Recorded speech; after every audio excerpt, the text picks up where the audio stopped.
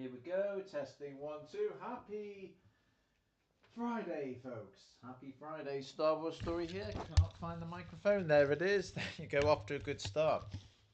How are you guys doing? You guys doing good? You guys doing well? I have a very funny tummy at the moment. Oh, let me just mute my own. Oh, I'm. I forgot I was tuning into my own stream. At least the audio's working. Hey folks, let's have a look. We've already got action. Anakin Skywalker says "low," as in hello. It's good to have the chosen one on our channel. Hello, Anakin Skywalker. I like your channel icon. Half Anakin, half Vader. I think. I assume it's yeah, it is. It's hard to see because I'm looking at it on my phone. It's quite tiny.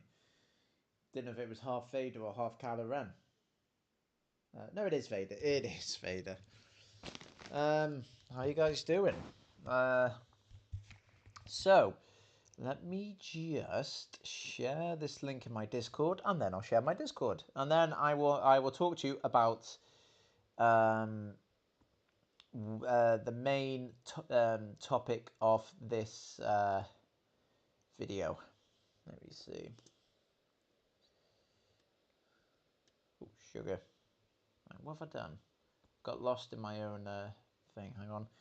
Shift A. There you go. Everyone. Boom. Send now. Right, I'm going to share you my Discord. Should have done that beforehand, actually. To be fair, should every time I do a live video, I should always have my Discord in the description. Oh well, here's to learning. Here's my Discord. I don't even go on my Discord. That's how bad it is. I only go in once in a blue moon. But we got a lot to talk about. The Andor finale. I don't know if anyone's seen that yet. Or the Clone Wars micro series canon edit. That's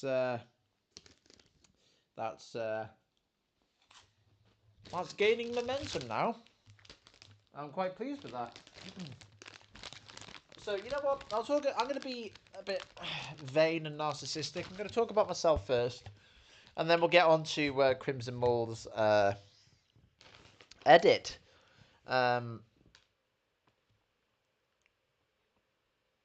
So okay, let's start with the micro series. So I'm trying to get in the habit more now of sharing tiny little teasers about the Clone Wars miniseries because I think that's the best way to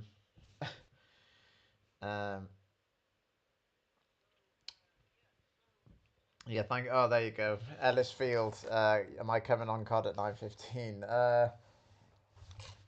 Probably not. Probably not, Ellis. Probably not now, but maybe over the weekend. Hey, so we got. Are you a new guy? LJS09 says, "Yo, love your channel. Thanks, man. Much appreciated. That's it's good. I do this for you guys. The comments I get is why I love doing these fan edits in the first place, because I love seeing the creative feedback. It's a good place for us to sort of chat about things we might have done different about the movies or this, that, and the other. I'm eating Cheetos. I am eating Cheetos. I'm eating Twisted Flaming Hot. Yo,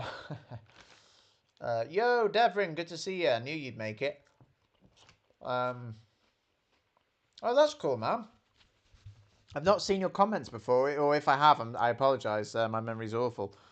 But I appreciate it. Yeah, the channel is nearly at 15,000 subscribers, which I know compared to the big channels is nothing, but to the to me it's a big deal. Like I really appreciate that it's finding its feet. You're great. Wish that the show was better. Are you referring to Kenobi or Andor? Yes, Devon, thank you for that. That's great. So the micro series is getting more donations now, which is great, and and some of the people who I first worked on it with are returning to the project. So it's things are moving in a good direction now.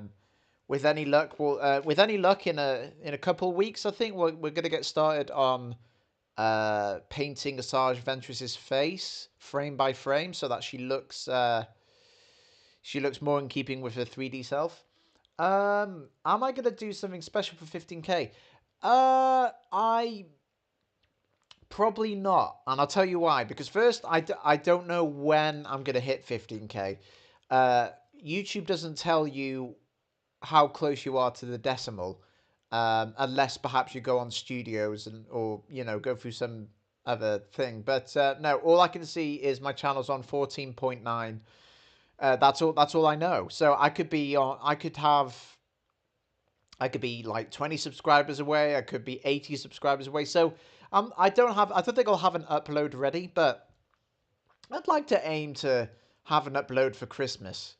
Um, so there's that. So yeah, I might be able to put like a nice little Christmas present out for you guys. Devon says, "Hey, Story, could you perhaps make a sound effects channel on your server so we can share sound effects and voice lines?" Yeah. I could look into that. Again, I'm even after all this time, I'm still fairly new at Discord. I don't know how. I'll figure it out. Yeah, sure, I'll do that. I'll find a behind the scenes sort of thing for it. Yeah. Mm-hmm. Excuse me. um. So yeah, no, I think Christmas. Christmas, I'll have something out. I can't promise it'll be anything worthwhile, but we will see. Hopefully, I'll pull something out my hat. Um. But yeah, the guy who made the Prince Lee Char edit, when he changed Admiral Akbar in the Clone Wars, he's returning. I mean, I don't want to scare him off by announcing this prematurely, but I think he is returning with us, and that he is like, he's done some amazing work. He recutted Grievous during he and Dooku's training scene, so there's that. So yeah, he's returning to the project, and his capabilities are unmatched. And I believe that Darth Porg is going to have more of an input. Darth Porg is the one who changed the ship to the correct class. He is amazing. And he's been helping us work on Crimson Maul's Kenobi series. But now that that's out, as of today, hopefully Darth Porg will have more times in the coming weeks to help us with it. So more integral people are going to be helping the micro series. But speaking of which, let's talk about Crimson Maul's Kenobi. So I've been friends with Crimson Maul for a few years now. I think initially I met him on Discord because I needed help with my project, with the micro series, and I don't know how we just ended up talking, and yeah, the difference between he and I is, whereas I like to do short edits, for the sake of making an edit. So, for instance, I might edit a scene in Revenge of the Sith, but that doesn't necessarily mean I'll add that scene to an entire fan edit to it. You know what I mean? Like, if I ever get round to editing Revenge of the Sith, the small edits I've done up until then, it doesn't mean they're going to be part of it. I've just made isolated edits. But Crimson Maul, on the other hand, he likes to fan edits to the feature film. So he likes doing long, bigger projects than I do.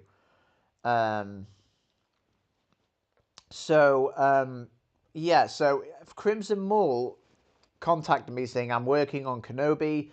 Would it be okay if watch some of it, get some opinion, get some things going? And I was like, yeah. And over time, gradually, I sort of unofficially became a sort of ghost writer for it. I was very vocal about some of the things I wanted him to add to it or not add to it. And bless him, he took on some of my points. There are other points I made which he didn't agree with, and I was like, well, you know what? It's your project. You got to do it to your vision. But there were a couple things in the beginning that I fought for. I was like, oh, you can't have this here, and I explained why. And he eventually he agreed, and I chef. So yeah, I'm sort of like a collaborative partner on it. So I'm very excited about Crimson Mull's Kenobi. It's one of the best. Like, I've seen a few Kenobi edits, but you know, and I know I'm obviously going to be biased, but it's like there's nothing in Crimson Mull's Kenobi edit that I wish wasn't, if that makes sense. There's nothing about it I dislike. There's nothing about it. It's not, you know, like when Mark Hamill worked on The Last Jedi, he gave it his all, but obviously he fundamentally disagreed with Rian Johnson. There's none of that with this. I am proud of this project, even though I'm probably about 20% input, and that's being generous, but yeah. So today, it is out there. I've put a link in the description. If you go on Crimson Mull's Google Drive, you can download it. A couple things, though. First and foremost, we can't fact check everyone, but we would much prefer if somebody who's about to download it already has a Disney Plus account.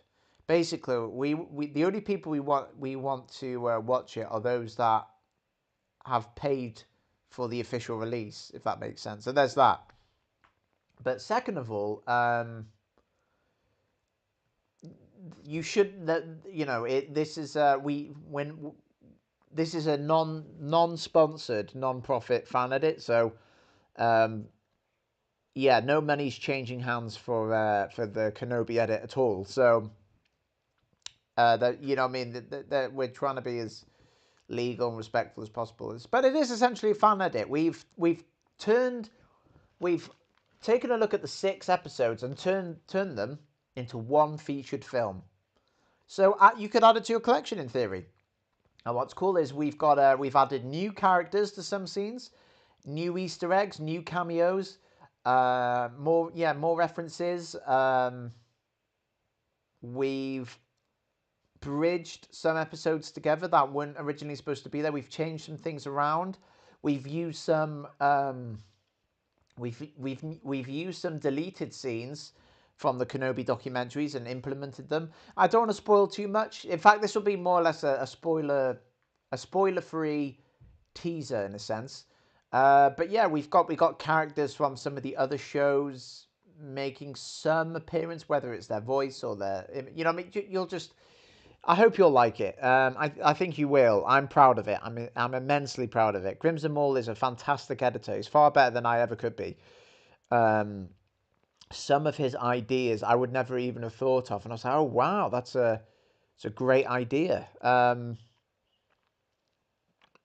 he had me in the shadows. I'm the phantom producer, and yeah, I'm immensely proud. I feel like it's my edit as well. So if you like the shit I do on this channel, then please check out Crimson Mull's Kenobi.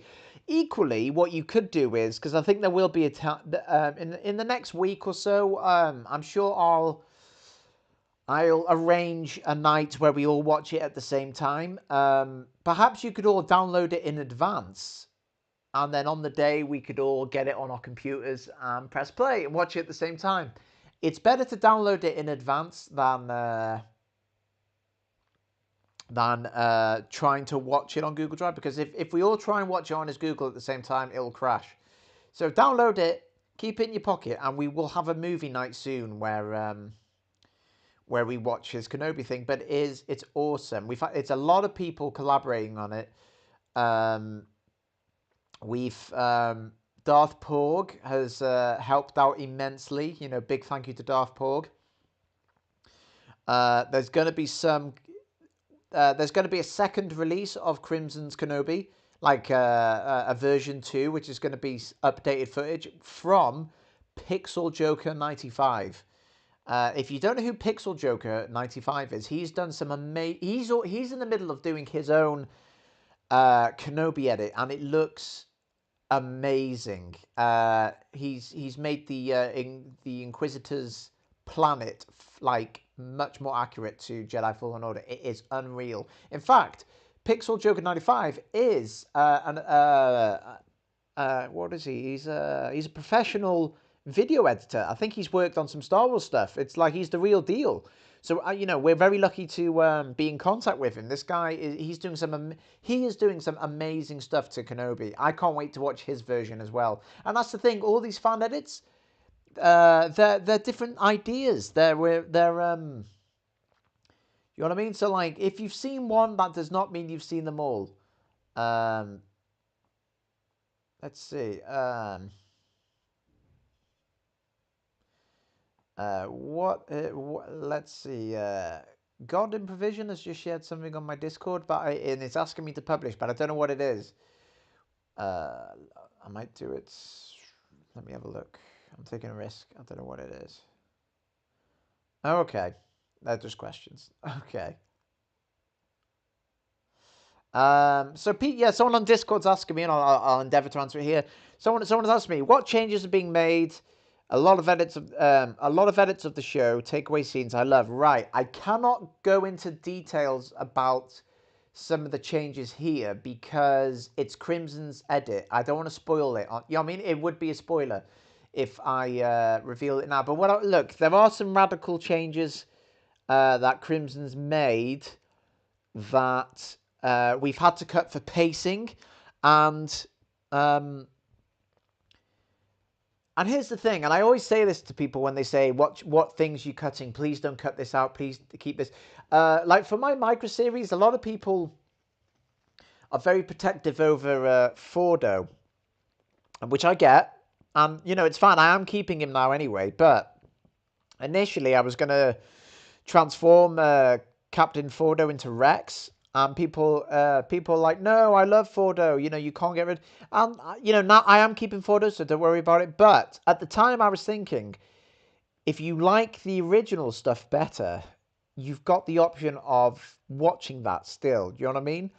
Or even swapping out my stuff for a thing. So that's the thing. Sometimes, for better or worse, I'll make a change to the original material, and it's not always a better trade-off, but that's the point of a fan edit. It's just an alternative option. It's like it's like that edit I made to Darth Vader in Star Wars Rebels. It was a really quick edit. I had no idea it was going to blow up like crazy, but I turned Vader's eyes blue when Ahsoka's talking to him, just to sort of highlight that he's got some conflicting feelings. And I had no idea people were going to go this like apeshit over it, but they loved it. That's like my most popular video. I think that's on like 2 million views. It's a shame I can't monetize. They think it's better than the original. And then there's some people that say Ahsoka would never get that reaction from Anakin, only Luke. And you know what? I absolutely 100% agree. I agree. I think it makes Luke's impact with Anakin way more important. So when I changed it, it wasn't to fix anything. It was just a sort of fun scenario. So that's So with this Kenobi edit, if there's things from the original that you miss and they're absent, feel free to mix in the original with this version. It might work. But we've tried to be as respectful as possible to the original source material. So, for instance, I think Crimson won't mind me saying this. Most, if not, I think all the music remains the same. We haven't added, you know, a bunch of John Williams tracks from the original thing. We're trying to keep it from the same guy as possible, out of respect. Although there was one track I really wanted to add, and Crimson, I don't think it was. It was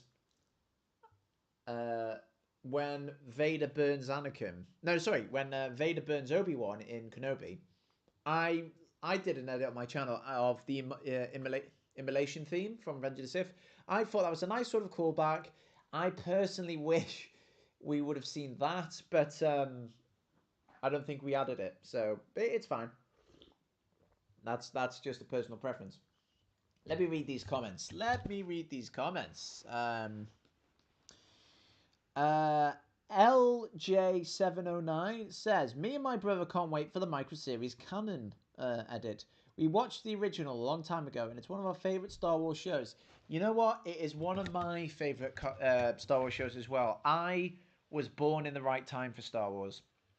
I watched the original trilogy first, and then I was still quite young. I saw all three, and then I watched the Phantom Menace, and it blew my mind, blew me away. I was hooked.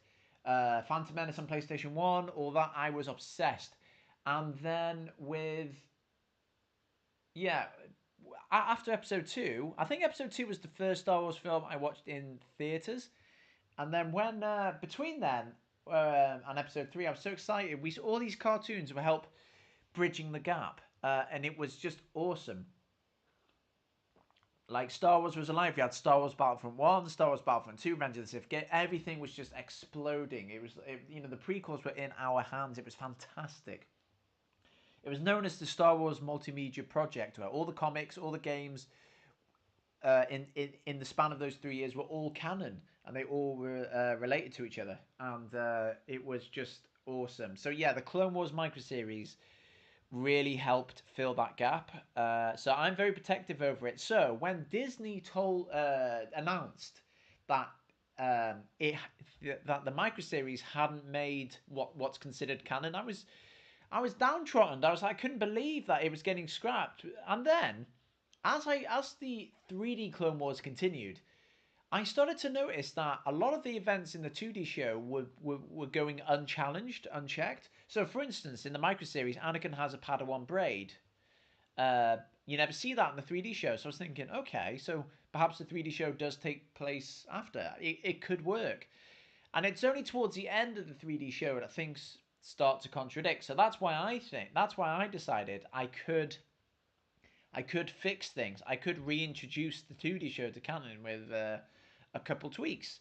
And originally, all the tweaks were going to be was cutting out the stuff that didn't belong and keeping the stuff as is, and maybe redubbing the characters. That's it. But the scope of the project changed. Things, my ambitions rose. So, for instance, like, I was just going to redub General Grievous and leave it at that, but now I'm thinking, no, he deserves a recolor as well. His cape needs to be the right color. His armor plating needs to be the right color.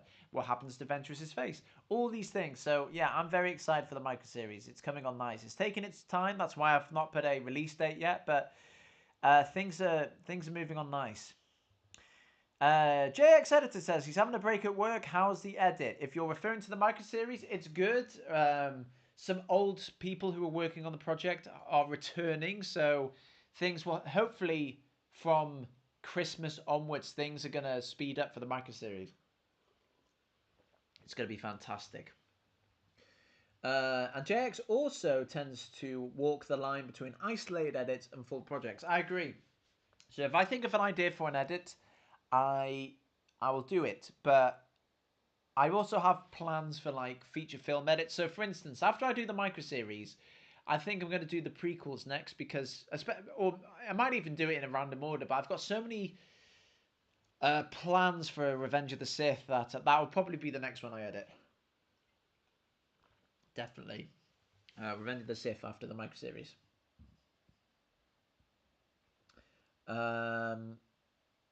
Let's see. Yeah, JX Editor said he's doing some he's quoted me when I said he's doing some amazing stuff to Kenobi. Yes, that is a weird sentence out of context. Yeah, I would do amazing stuff to Kenobi. Why not? Why not? The Force is strong with him. Alex de Ghost, or Lego, I don't know how to pronounce that. Alex de Ghost says, the main change I would like to have is Reva die to Vader instead of living. Aha. Well, it's interesting you should say that.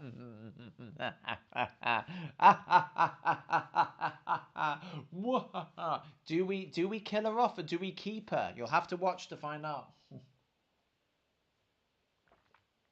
That's a great cup of tea I've made. Yeah. You'll have to watch our Kenobi edit to find out whether we decided to keep her or not. Personally, I can't speak for Crimson, but personally, actually no, I can't even give an opinion, because that will be a spoiler. Uh, I am. Well, actually, you know what? I could go either way on Reva. Um, no, what I mean is, if Vader killed her, I wouldn't have minded. And the fact that in the Kenobi series she lives, I don't mind that either. I don't mind that she goes off and she'll become like a character in comics or something, because I think she has a compelling story. And will she join the rebellion? Will she, you know what I mean, this, that, the other? I don't think she'll be a Jedi because of Yoda's line, "When gone I am, the last of the Jedi you'll be." So it should be something though. So who knows what she'll do? But I'm excited. But let's see.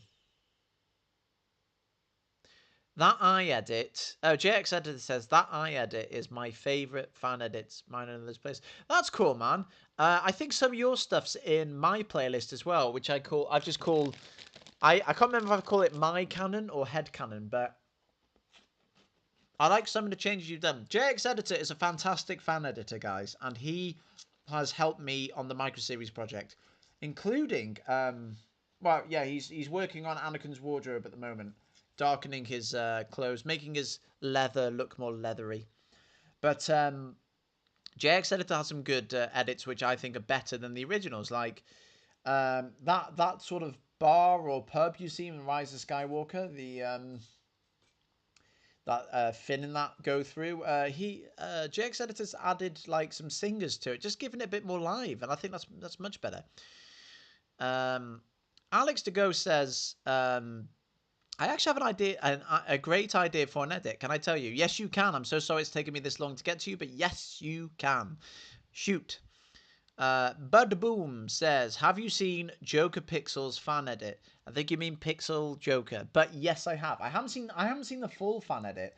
I've only seen what's available on YouTube. But Pixel Joker's done some amazing VFX changes to Kenobi. It looks unreal. He's fixed the Grand Inquisitor's head. He's fixed the Fifth Brother's appearance. He's made the Inquisitor planet more appropriate. It just looks awesome. So yeah, check it out. Alex DeGo says, "I would like to make an edit out of Kenobi with the voice of Reva being dubbed over to give her an intimidating British Imperial voice and make her scream less." Alex DeGosh, your god in provision. I did not know that. Good, nice to put a name to the alias. Yeah, God in Provision is a frequent. He's actually a sponsor of the Clone Wars microseries canon edit. So he gets to chat to me in our weekly session. Let me see. I'm going to share the microseries donation pool there. If you wish to donate and join our Sunday movie nights, then there, boom, you can donate. So, God in Provision says that, yeah, you'd like a British Reva and to make her scream less. A lot of people didn't like that she screamed, but to me, it isn't really that more. It's not that different to when a Sergeant Ventress screams, in my opinion. I think she's not like the Grand Inquisitor or Vader, but that's a deliberate choice because the fact that they don't scream means they're more attuned to the dark side. That they're more in control of their anger and they're more submerged in that dark mentality. Whereas Reva, I think she's sort of fighting her post-traumatic stress disorder. She's like openly angry because she's mainly angry at herself, I'd wager. So I don't mind her screaming. As for the British voice, I think a British voice would be more intimidating. I agree, but there's been this thing where Lucas sort of gave most British characters, they're on the dark side. Um, and since Reva really hasn't got a heart in it compared to the other characters, that might defeat the point. So, for instance, Tarkin was British. All the Imperial officers are British. But Vader was American from the start because he wasn't fully, his heart wasn't fully in it as much as he thought it was. So yeah, I think her a British. If there was an edit where Eva never has any redemption and she's pure evil, then yeah, I'd say make her British. I know that not all British characters are evil. But again, I think only there's Kenobi. Kenobi isn't evil. Rey wasn't evil, but she had dark tendencies because of her grandfather. So yeah, it's a funny psychology with British accents. Um, Devrin says, oh sorry, Devrin said it would be awesome to see Fordo and Rex fighting side by side. That would be sick. It would. I don't know where I would put Rex because I don't think he would be on the Battle of Muna list with no. Well, yeah. So like, I wouldn't put him in Muna list with Fordo because I don't want Fordo outranking him, and also we don't even have Cody yet, so it's But no, it's a cool thing. It would be cool to. I think I'll try and cameo Rex somewhere in the micro series, but I don't think I'd have him in Volume 1. I think I'd have him in Volume 2. Devon also says instead of an R4 unit, droid dome head for R4, he was thinking of maybe an R6 unit on the Azure Angel. It depends when the R6s were in production. If they were early on in the Clone Wars, then I'll consider it. Alex says it's more like Trilla. She's more intimidating than Reva because she doesn't scream so much. Yeah, no, I will give you that. I'll grant you that. Jack's Attack says Dedra Miro from Andor is a better villain than Reva. Which one is Ded? Oh, is she the blonde Imperial lady? She is fucking scary. She is terrifying. She is. If Vader had a wife, it would be her. You know, she is Or if Tarkin had a wife, it would be her. She is fucking evil. Ugh, hate that. She's the Umbridge of Star Wars, so she's doing a fantastic job. Joshua Clark says, "Hey dude, is this your edit?" So it's mostly Crimson Mall's edit, but I've had a huge helping hand in it.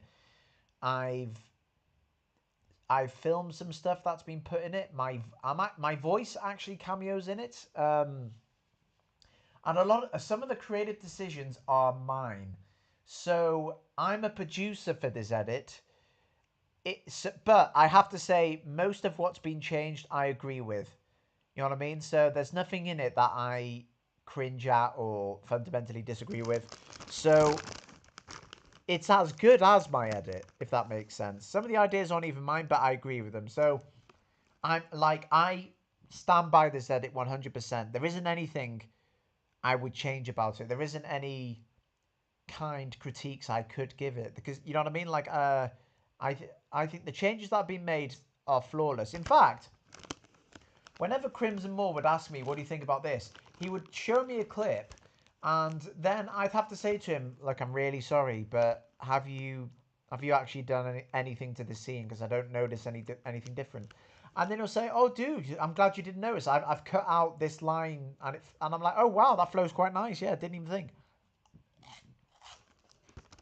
So I'm a huge advocate for this edit. I'm not just trying to be like a friendly mate. I'm being sincere. This edit is as good as mine. It's yeah. In fact, even though I'm kind of making this up, I am the Star Wars story in Kenobi, a Star Wars story. Yeah. So yeah, that's what he's called. He's called this fan edit Kenobi, a Star Wars story, and I like to think that I am the Star Wars story in that title, even though it's a coincidence. Crimson Moles, Kenobi, a Star Wars story. Great fan edit. It's awesome. And there's going to be a version 2 when Pixel Joker allows us to use his footage when we collaborate. He's a great guy, Pixel Joker. Really kind guy. Got chatting to him for a bit. Let me just put that on mute. Yeah, it's nice when you collaborate with different fan editors. It is good. Das is good, yeah. So I'm excited for this. I've downloaded the film and we will watch We'll watch it together in the next couple of weeks. I've just got to finish my uni assessments. I'm sort of near the end of my term in uni. Once I've finished uni, I'm sure we'll watch this over Christmas. How about that? How about that, guys? We'll all download a copy of Crimson Mull's Kenobi. In fact, download it in case it gets blocked or removed by, some legal issues. Download it, and over the Christmas holiday, we will find a day and we will watch it. We'll watch it a few times. I'll watch it on my Discord server, but we'll also watch it on YouTube. But Discord servers, you'll actually be able to watch it on the proper screen. On YouTube, it'll be shrunk down to a tiny window. Um, so yeah. Uh, oh, cool. That's cool. Let me see. So yeah. If has anyone got any questions? Shoot, because I'm here all night. King 5942 says, "Hey, story. How are you doing?" King 59 for the second. Good to see you, man. It's good. You're my frequent live stream commenter. Oh, and so are you, Clay Decker. Good to see you. Yeah, I'm doing good. I'm doing good, my friend. Just drowning in uni work. Although today I've taken a bigger break than usual today, which I'm ashamed to admit. But yeah, we will. Yeah, I'm good. I'm good. How are you guys? That's the more important question. How are you guys? Uh, Alex De Go says, so here's an example of what I'd do. Reva, when she says to Owen, you think you can save them from me? And the fifth forever goes, Reva. So instead of screaming, tell me where the Jedi is, fifth brother just stops her before she screams, so Reva seems more composed. You know what's funny? I actually can't remember if we've done similar things to that in Kenobi. Crimson Moore's more attentive to those details. But things like that, I believe we've done. We've sort of trimmed conversation down just to make the pacing nice. We've turned these 6 episodes into one film. Um, so yeah, a lot of conversations have been cut down. I can't say it's strictly to Reva's dialogue, but I'm sure there's a lot of things she's done that we have cut out. She does seem more villainous than ours. I do think so. Yeah, you'll have to. Don't forget though, once you download Crimson Wall's thing, you could make some tweaks and have it as your own personal copy. Um, Clay Decker says, I still wish that Kenobi ended with a flash forward to old Obi-Wan slash Ben. Clay, how do I, that's, that's a universal idea, that Clay. That's a universal idea, my friend. You need to watch. Yeah, you should download our movie, Clay. You should download our movie and watch. Um, yeah, there'll be if there's anything like that that you want in it, there's room for it. I'll leave it at that. Jax Attacks says best Star Wars movie for me. It's either 3 or 5. You know what? 3 and 5 are the best Star Wars movies because I think personally for me, I'll always favor Episode 3 because it just has everything in it. It has the rise of the Empire, the fall of the Republic. It's got clone troopers sort of essentially turning into stormtroopers. You've got the end of the prequels, the beginning of the original trilogy era. It's just, I love Episode 3. It's my favorite. It's not perfect. Some of the acting's a bit wooden in it, and you know what I mean? Like even though it's my favorite film, it's probably the one I would give anything to fix with a fan edit. But it's my favorite. It is my favorite. Revenge of the Sith, close to my heart. It was the best for me. Um, Joshua Clark goes right on. I'll watch tonight. Is there a cult? Is there a cultist floating around anywhere? Couldn't find one on original trilogy forum post. I can't go on the original trilogy forum post because my microseries needs financial backers because I have to pay animators to work on thousands of frames. So I need funding, and yeah, and original trilogy understandably don't like people trying to get sponsorship for the fan edits because it is very difficult legal wise. It's very risky, so I can't post in it, so I can't go in it. But if any of you are uh, originaltrilogy.com members, maybe you could share Kenobi's Crimson Mull's Kenobi edit there. Promote it. It's good. Devon says, oh, hang on. So King5942 says, I was right. Reva does shout abruptly. Like she's a sadist. There's Two-Face. Yeah, Two-Face is very, so what do you call it when someone's just, shouts randomly? Impulsive. She's very impulsive like him. I don't mind that. But some people do. Devon says, have you considered making your own headcanon edits by incorporating legends and canons together, like the Force Unleashed? The 501st were still clone troopers, but Rebels still happens. So here's the thing. When I do fan edits, fan edit projects, like after the micro series, I'm going to work on Revenge of the Sith. I'm going to work on A New Hope. They will strictly be headcanon edits because George Lucas's Blu-rays are the official canon. So any changes I make aren't canon. You know what I mean?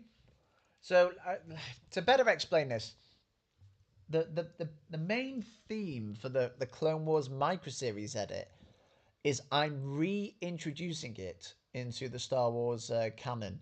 Now, it will always be a fan project. It will never be officially canon, but the whole point is you could slot it into the timeline, or you could put it in your watch order, your playlist. And it won't take away from any future releases. It might even add to.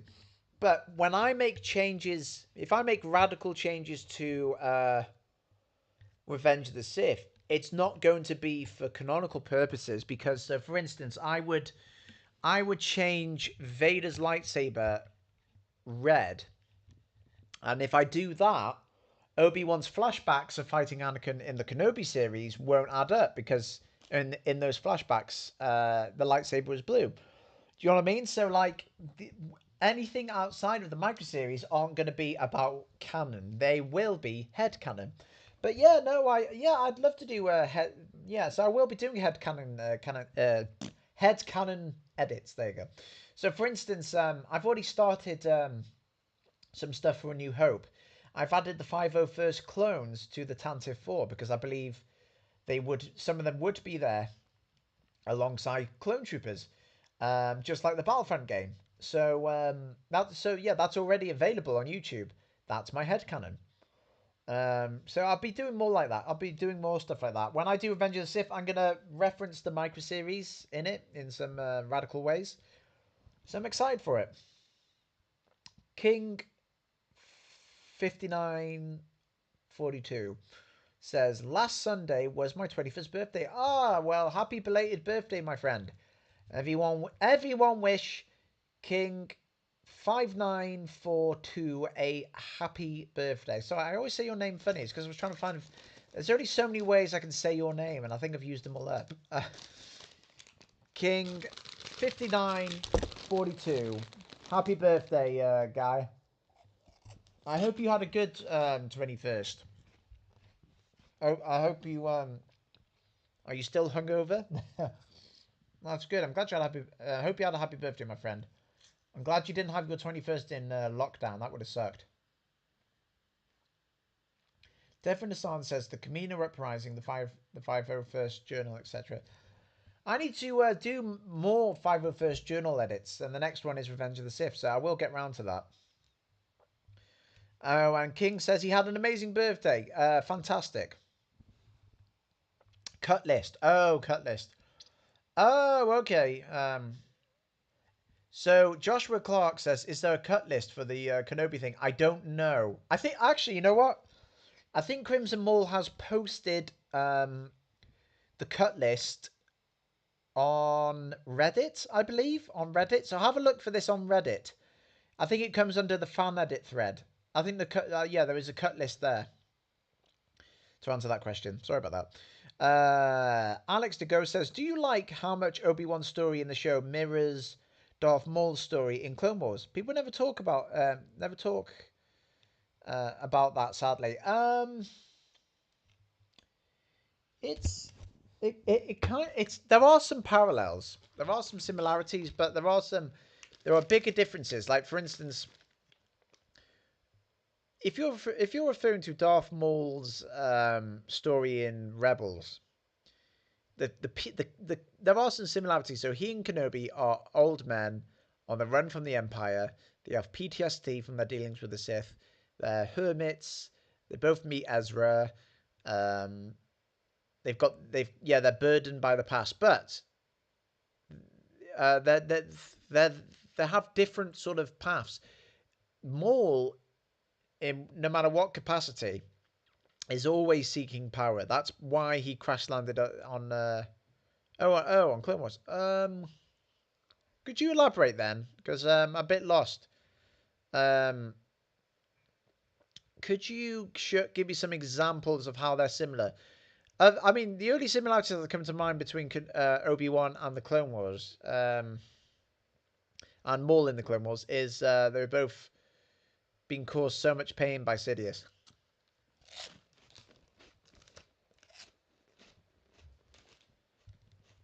Hmm. Kenobi in Episode 3 is Obi-Wan's version of the Lawless. Could you remind me of the Lawless? Is that the one where Satine dies? I can't remember. Could you remind me of Lawless? I recognise the name, but I just can't remember which specific Clone Wars episode that was. Um, Definite Sun says, "Are you going to be watching Avatar 2 on December the 16th? I'm not sure if I'll be watching it on the day it opens, but I definitely got to see it in IMAX. Definitely. It's a must see. It's been too long. Too long. It's a bit weird though, isn't it? That Avatar is shares the same name as Avatar, as in the Last Airbender, right? Which I get why, because an avatar is a being that you possess or you create, or so basically it makes sense. But Avatar: The Last Airbender was a growing sort of thing anyway. So when a movie came out called Avatar, I think some of the fan base was confused, like which one are you talking about? And they have to go, oh, I meant James Cameron's Avatar with the blue people, or they mean Avatar: The Last Airbender. But now, um, oh yeah, and Avatar: The Last Airbender is about the elements. So Book of Water, uh, Book of Earth, Book of Fire, Book of Wind, whatever. Um, but now James Cameron's Avatar 2 is called Avatar 2: The Way of Water. So that's just adds more confusion. Like this one's an elemental title as well. So what the fuck? The next one's going to be fire, isn't it? But anyway, yeah. So I will be seeing it. Yes. So King 5942 says for Crimson he should add the Clone Wars scenes and voices for version 2 of his edit. I spoke to him about it's funny, we've tried to put we have actually made some Clone Wars references in Kenobi, and a lot of them were my idea, but some of my ideas he didn't think suited. Like I've done an edit, for instance, where Obi-Wan streaming about Anakin, but you hear Matt Lantner and some of them going, "How many lies have I been told by the council?" And Crimson respectfully thought it didn't feel right, and I saw a lot of people mind. So, but no, we've made some retro callbacks and stuff, so hopefully it'll be good. Uh, King uh, 5942 says, for Attack of the Clones, Anakin with the green lightsaber is headcanon to me, and Revenge of the Sith, him having a red lightsaber in the third act is also headcanon to me because it's in merchandising back then. Yes, it was, but merchandising was never. Yeah, I think merchandising came out before the movie did, and they weren't even sure what was happening. So, concept art, Anakin had a red lightsaber. Posters, you had a red lightsaber. Even in video games, so and comic books and stuff. So, like, it's yeah, I think we assumed he would have a red lightsaber. Personally, I think he having a red lightsaber would have been better because even if you weren't a huge Star Wars fan, if you watched like if let's say Revenge of the Sith was your first Star Wars film, watching him don a red lightsaber in the same film where he killed Dooku who donned a red lightsaber, it just shows how things have gone full circle and he's become the very thing he swore to destroy. Whereas the fact that he kept the blue saber is a bit weird to me because it's like now when you see Luke holding that saber in episode 4 and 5, you think, wow, that saber killed a lot of kids. And then Rey uses it in, in all the films, and it's kind of like that thing's the youngling slayer. It's not good. Um, Although maybe George Lucas likes that. Maybe George Lucas likes that it's bittersweet. The horrible history that lightsabers had. But why would Obi-Wan want to give Luke a weapon tainted by such horrible murder? If Luke had like natural psychometry, like Cal Kestis did, he would touch that lightsaber, know who Darth Vader was instantly. What his dad did, it would be super fucked up. Um, so yeah, I would have had Anakin don the red lightsaber, and perhaps he leaves his blue lightsaber in the Jedi Temple as a parting gift, because he's no longer Anakin. He just leaves it amongst the bodies, and Obi-Wan finds it, and that's why he gives it to Luke at the end. Or hell, I made a video on YouTube ages ago. It was a sort of like it's not. It wasn't even an edit. It was just like me explaining how I think Revenge of the Sith should have gone with Anakin's lightsaber. And when Grievous confiscates Obi-Wan and Anakin's lightsabers, um, Obi-Wan could have used the Force and pulled Anakin's back to free him and Anakin, but then Grievous escapes. And then once they land on Coruscant, perhaps Anakin says to Obi-Wan, "No, listen, man, listen. You keep it. I want to build a stronger one anyway. And besides, if you ever get a new Padawan, then you can pass. You can pass it on to him, which would be a nice sort of which makes Obi-Wan's line, "Your father wanted you to have this when you're old enough." That would have made it true from a certain point of view. The green saber in Attack of the Clones, I am fully behind, and I've done an edit of this already. The reason why is because this isn't canonically true. This is just something I've presumed from watching the films. But I feel like Anakin waving a green saber, the same color we've seen Jedi Masters wield, like Qui-Gon, Yoda. I think it would show his arrogance that when he fights Dooku, like he thinks he is as wise and as powerful as a Jedi Master. And then Dooku humbles him, slices his arm off, and then that's why he goes back to blue. That's what I think. And also, when he fights Dooku, green on red, that would have been a nice callback to Return of the Jedi. So, missed opportunity. But when I finally get round to Attack of the Clones, that'll be one of the changes I make. Don T says, thank you. I don't know what you're thanking me for, but you're most welcome, Don T. Jax Attacks says, though the 501st itself remained pure, the rest of the Imperial Army gradually became more and more diverse. We never got used to the new guys. Meaning the 501st remained purely of Jango Fett clones. Yes, yeah, I suppose so. But then it's like, yeah, well, maybe it did, but there's like a weird thing. Once you become a stormtrooper in that game, your voices get swapped out. You don't have Tamora Morrison, which is weird because you're still a 501st member. You know what I mean? But I suppose the game did that so that when you go on instant action, you don't sound like a clone. But someone's actually done a mod edit to the original Battlefront 2 game where you still have Tamora Morrison's voice once you're a stormtrooper, so it's cool. King 5942 says, "Oh, Black Friday is today. Are you going to get Lego Skywalker Saga Galactic Edition for your Xbox or wait on Christmas?" So, I got some news. I have bought the Lego Skywalker Saga, but I can't even begin to go on it until I've finished uni because if I go on it now, I'm good. You know, what I mean, I need to prioritize my coursework. Once I've done my coursework, I will play that game over Christmas and stream it. I've bought Lego Star Wars: The Skywalker Saga. I've also bought the original 6 Lego Star Wars games in under one for Xbox, because it costs like £2.30, which is the equivalent of less than $5.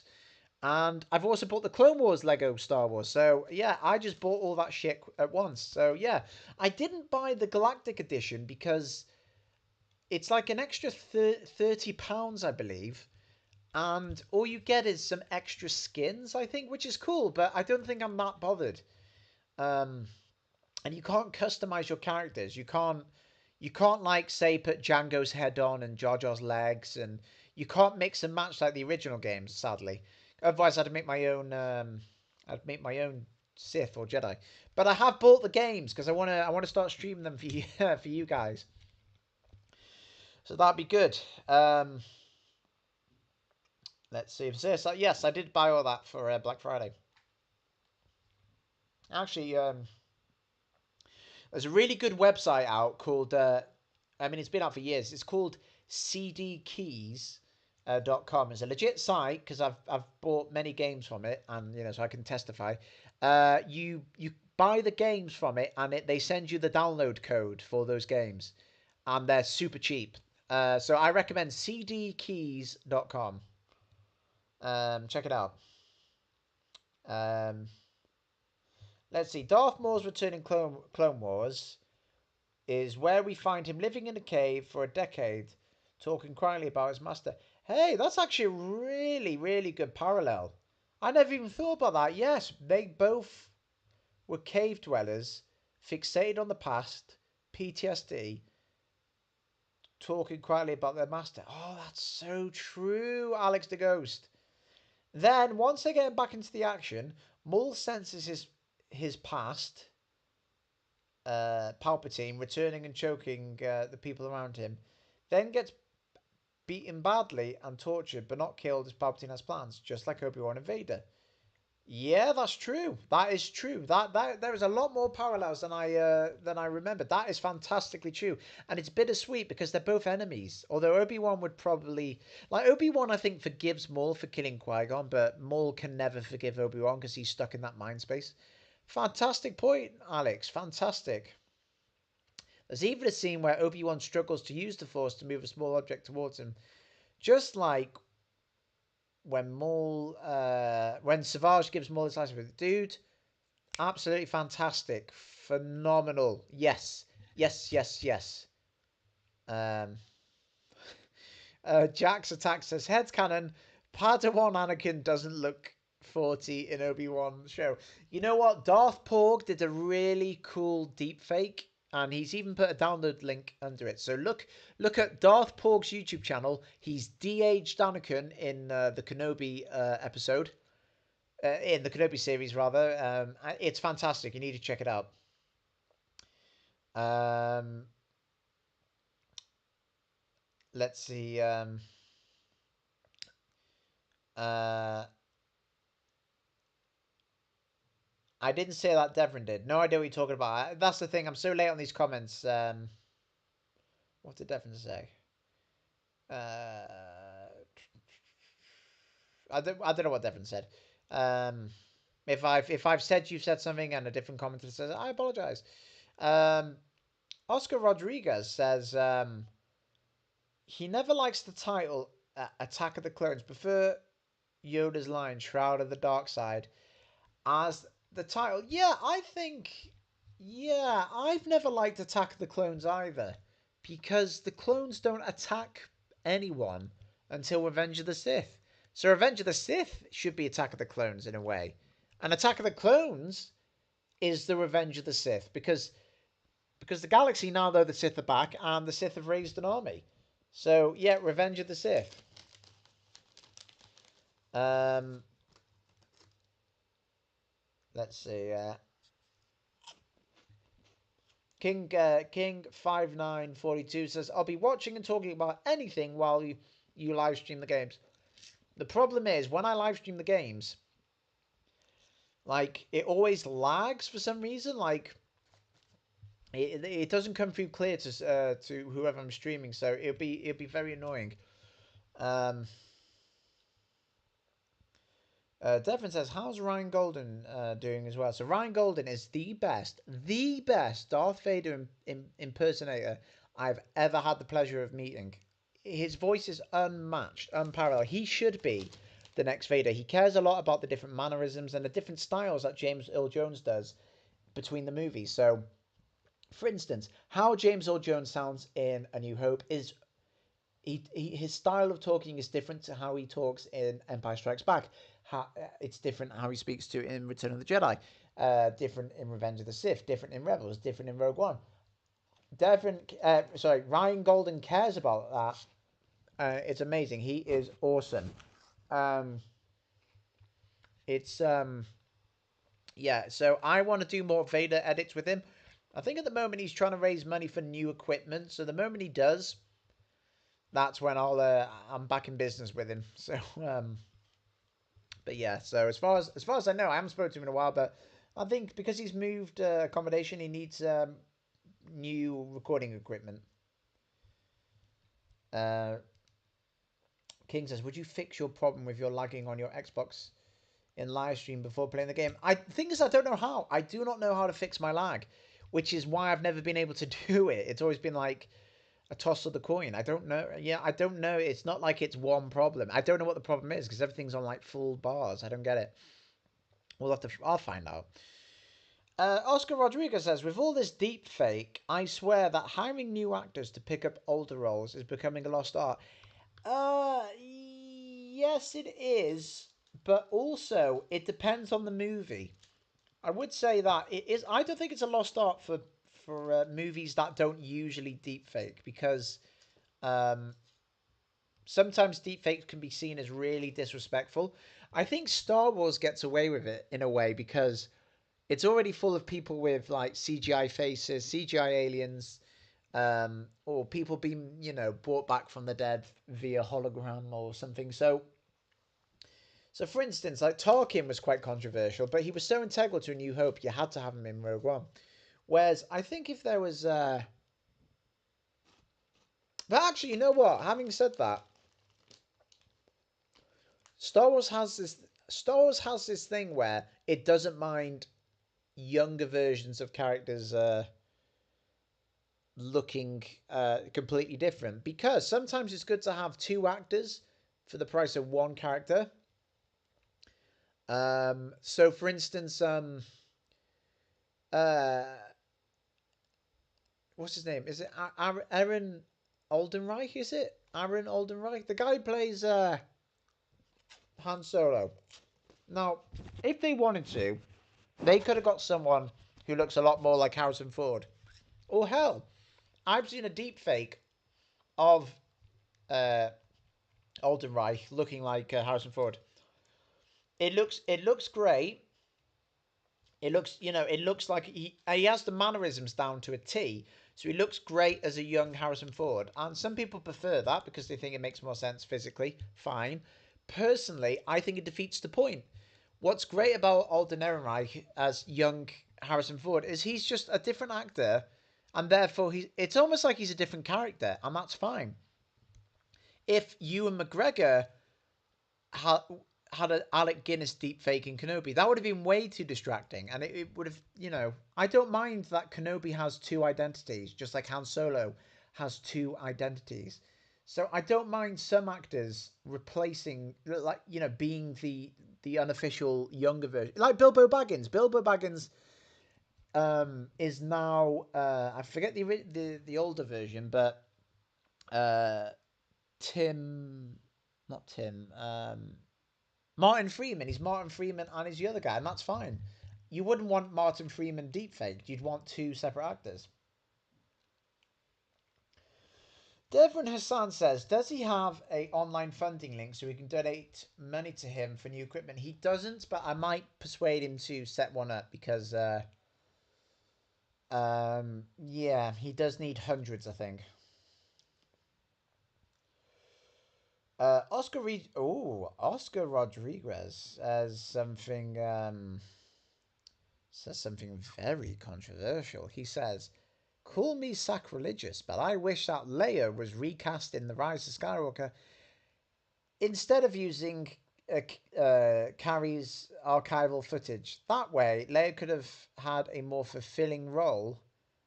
I know that it was done out of respect. Yeah, you know what? That's one thing the sequels cheated us of, giving Leia something more profound of.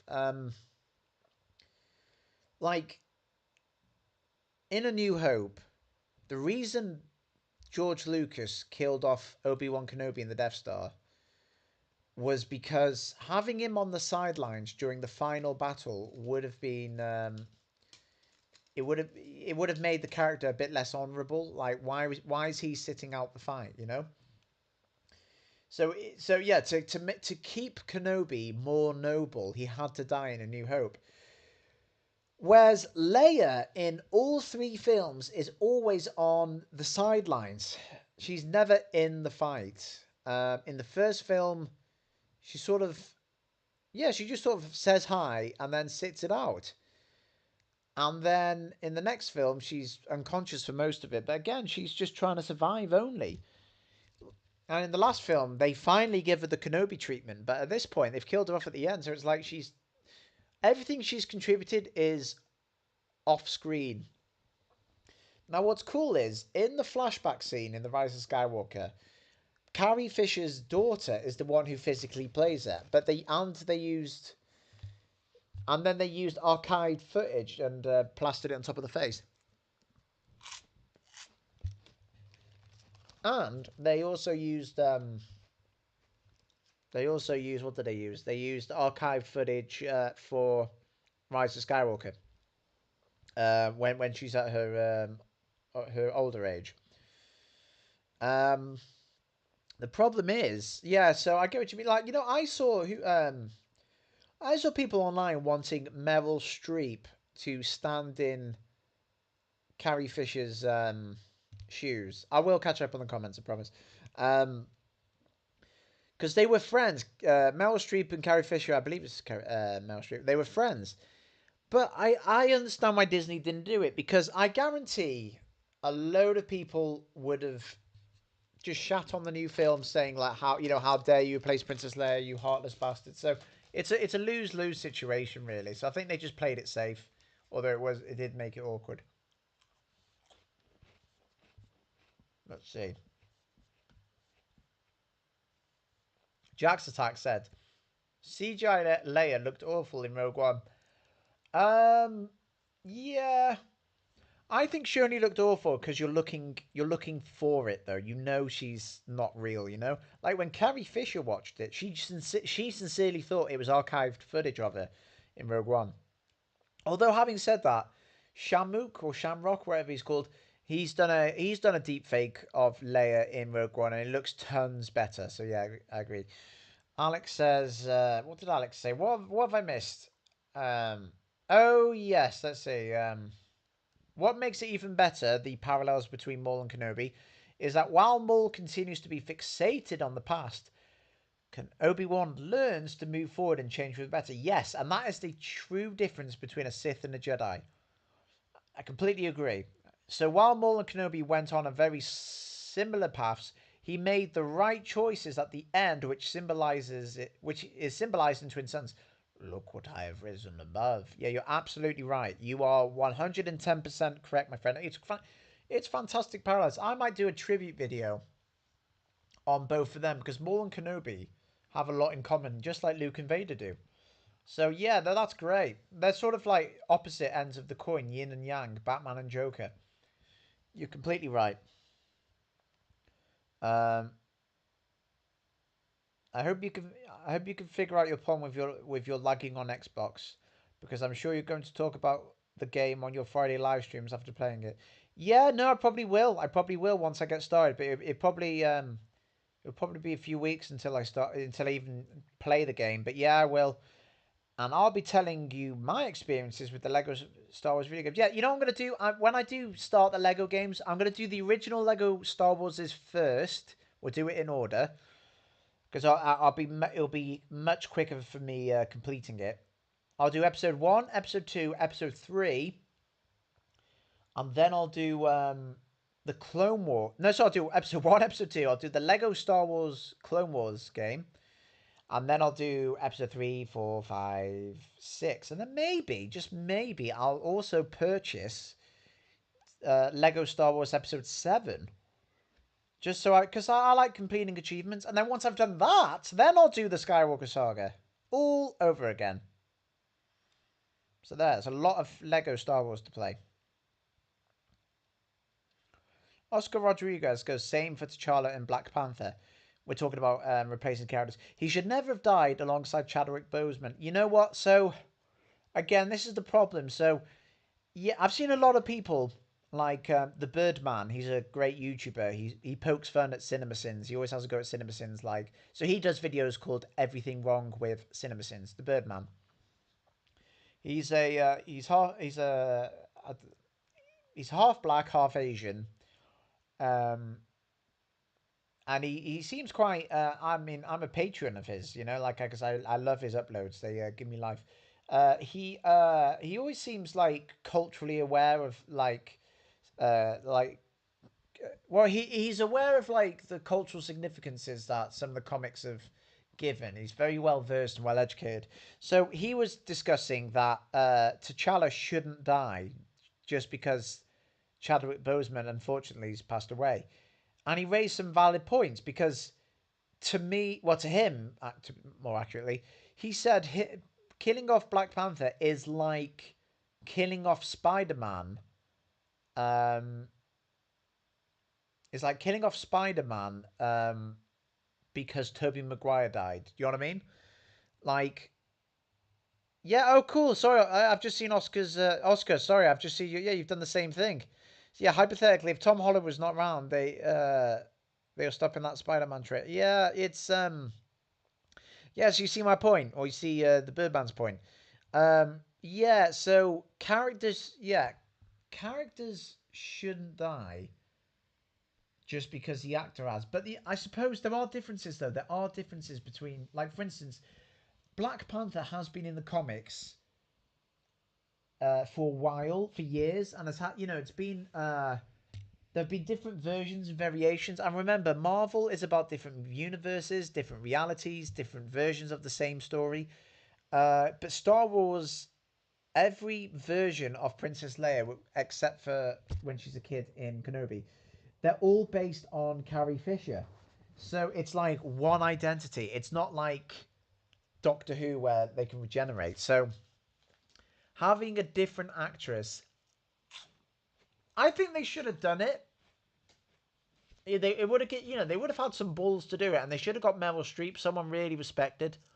But having said that, everyone always gives like Disney shit for any time they do a remotely brave, uh, creative choice in Star Wars. The fans just flock to the internet and bash it. So, for instance, like I don't agree with the Last Jedi. I think they tarnished Luke's character. I did not like what they did to Luke. I thought that film had a load of fucking problems. The pacing was awful. They kept cutting back to Canto Bight. Luke was just like a lame character. But even though I didn't like what they did to Mark Hamill, I still think they should have respected that. Okay, they've done this radical change.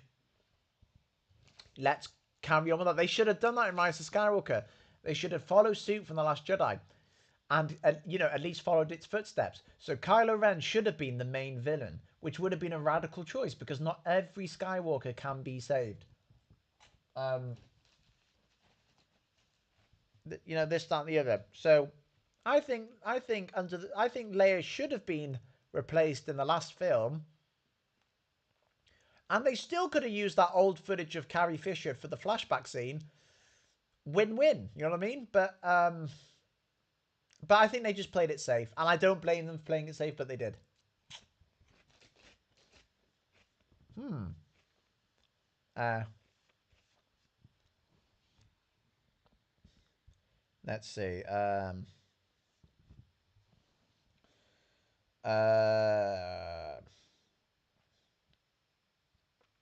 Devon's talking about Ryan Gold's audio setup, saying he wants hundreds. Dang, bro, wants an Xbox. But he's joking. But yeah, equipment isn't cheap or free. So, of course, it would be quite expensive. Yes, my man Ryan Golden needs, yeah, he needs money for recording equipment, soundproofing stuff. He is phenomenal, though. And if I had money, I would sponsor him more because I really want to use his edits. But I also need to sponsor my own fucking edit. King King 5942 says, your problem also takes time to solve too. Yes, it does. Jack's Attack says, unpopular opinion, Leia is a better character than Luke. That's maybe a less popular opinion, but I don't think it's unpopular. You have to remember, Princess Leia, Carrie Fisher was an icon for so many young girls and women who watched Star Wars. She wasn't a damsel in distress. The moment they tried to save Princess Leia in A New Hope, she turns things around and tries to save them. She takes charge. She takes a blaster. She doesn't take shit from no one. She's not Princess Peach. Even though she dresses girly and sounds girly and is girly and feminine, she's also a fucking tomboy. So she is a popular character. People probably prefer Luke than her if we looked at the stats, but no, that she was an icon for a load of people. You prefer Leia to Luke? That I welcome that. That's cool. I actually think Leia didn't get much of an arc. Other than, you know what I mean? Like all she does is sort of move the plot around for Luke and Han. Um, it would have been nice to see some of her Jedi stuff. Hopefully we do in I don't know, the Book of Boba Fett. It'd be nice to see. It'd be cool if her daughter plays her again. Um, as a Jedi in training under Luke. That would be fantastic. We deserve Jedi Leia. Carrie would have loved that. Um, um, Devon says, somehow I think Rex was an ARC lieutenant under Fordo before getting promoted to captain and being sent to Anakin after Hypori. Possibly. Alex DeGo says, can you save the stream, by the way? I can. Most of my streams I save. Only one or two I've deleted, but yeah, I can save it. I won't delete this stream. King 5942 says, have you bought the remastered version of the first two games, aka the complete saga, with the other ones you bought recently? I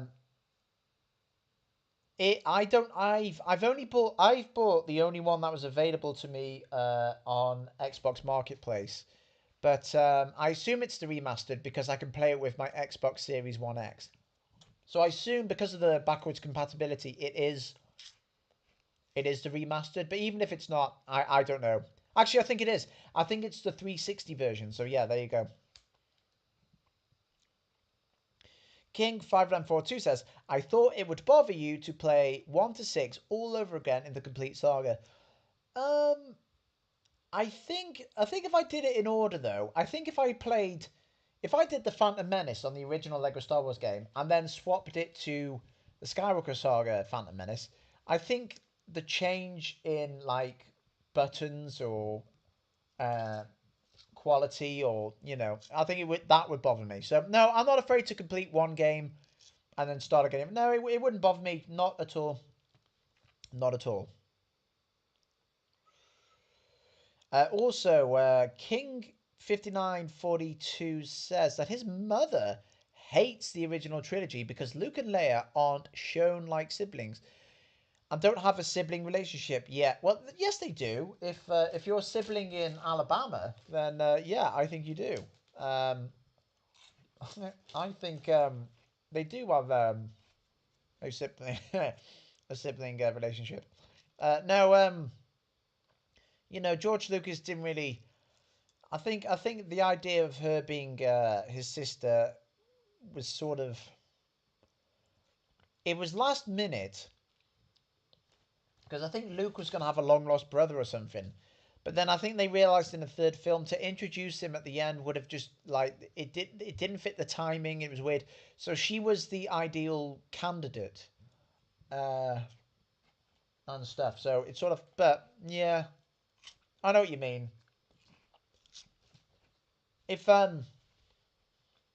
if Star Wars ever do I love the Galaxy of Adventure shorts, and if they ever do I think they should do the full films, like the full featured films, in the Galaxy of Adventure styles. Um,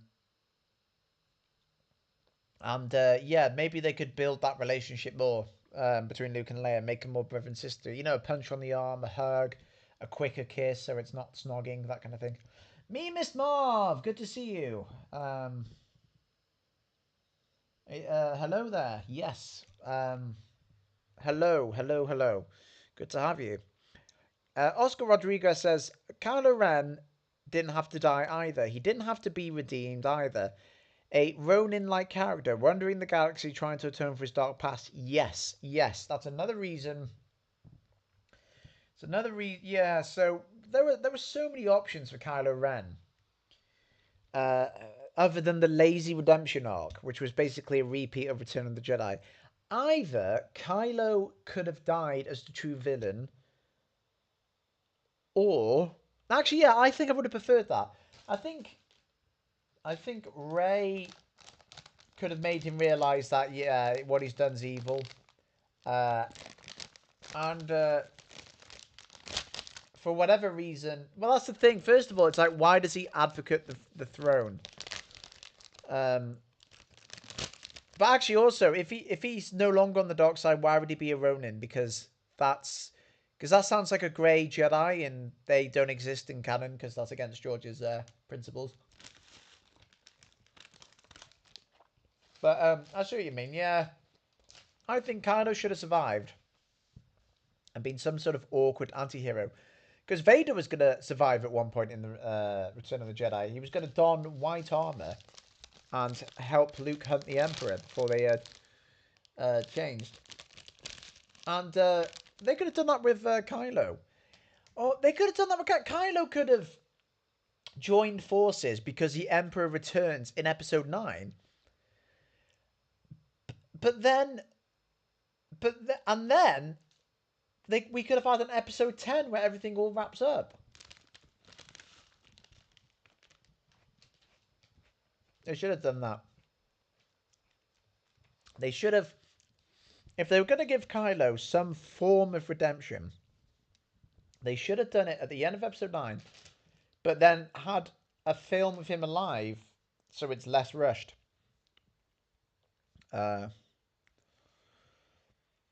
King 5942 says, I thought Leia being Luke's brother was forced. No pun intended. Devon Hassan says, as much as I love Christopher Nolan's Batman, Kevin Conroy did an amazing job dubbing his lines. I've sent 2 links in our DMs. Yes, I've seen them before, Devon. It is, yeah, it's sad that we lost Kevin Conroy. He was my favourite Batman. I love the Arkham series. And yeah, he did a reading with the guy who does Pinky's voice from Pinky the Brain. And yeah, so Kevin Conroy read the ending to The Dark Knight, where he goes, I killed those people. That's who I can be. And whatever Gotham needs me to be. It's interesting. There are some things that aren't as good as Christian Bale's, and then there's other bits that are better. Absolutely. Jack's Attack says, I wish the Death Troopers were more intimidating rebels. Yeah, I suppose they couldn't be too scary because it was a kid's show, but I wish, yeah, they should have been more intimidating. Perhaps I'll do an edit of that in Rebels. In fact, I believe someone already has. I believe someone in Rebels has given the Death Troopers that